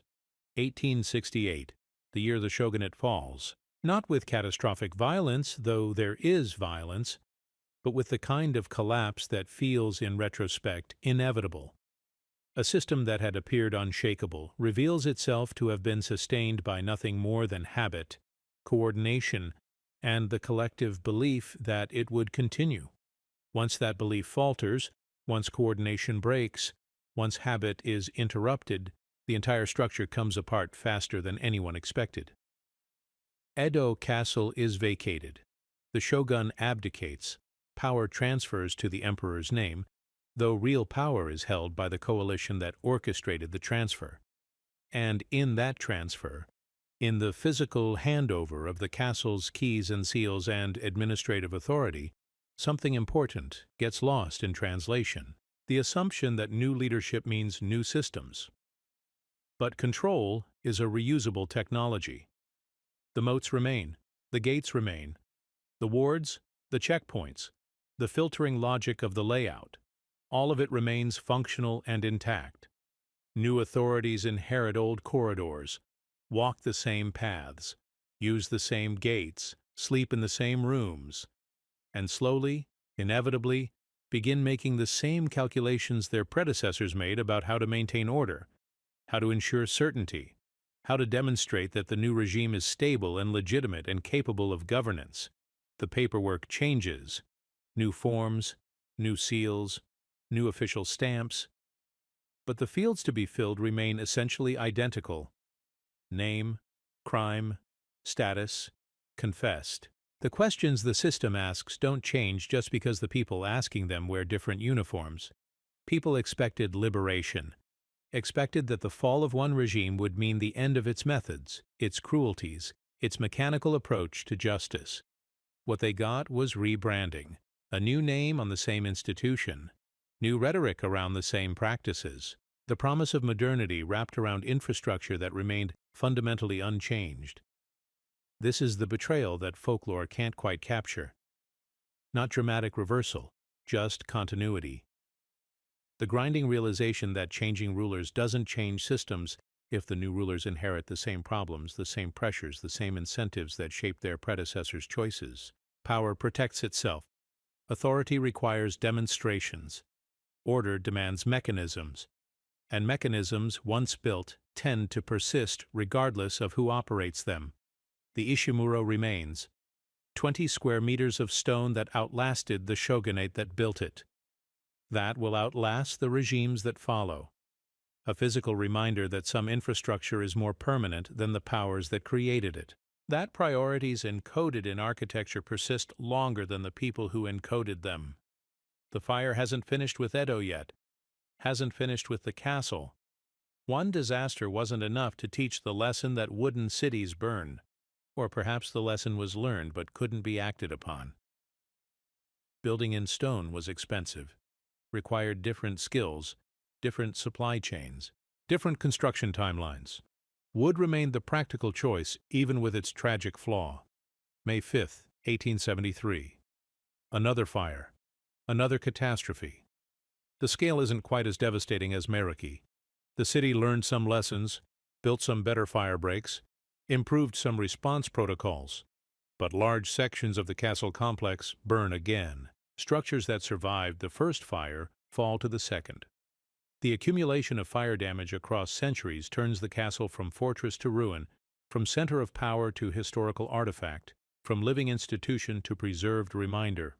And in the reconstruction decisions that follow, modernity finally begins to assert itself.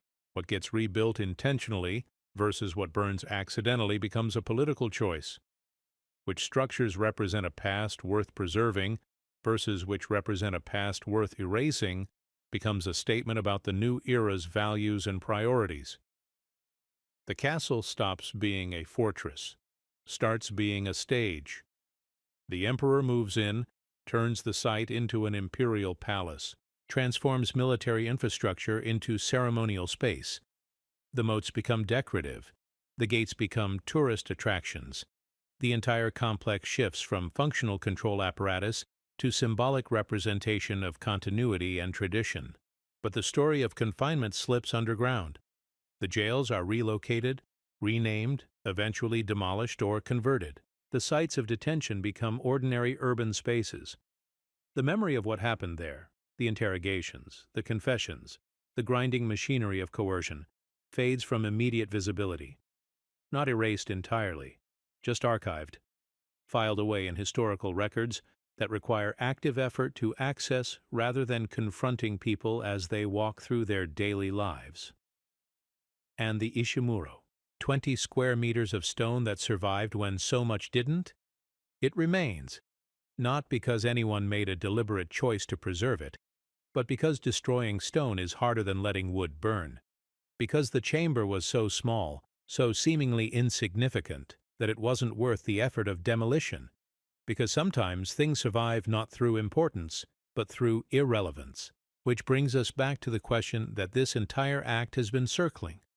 Why did this one small chamber survive when so much didn't? The answer is both simple and damning. Because it was built to survive. Because someone, in 1600-something, made a calculation about what deserved protection from fire and what didn't. And documents, currency, administrative tools won that calculation. People lost. The stone chamber as evidence locker, as crime scene, as physical proof of priorities that don't need written documentation because they're encoded in the architecture itself.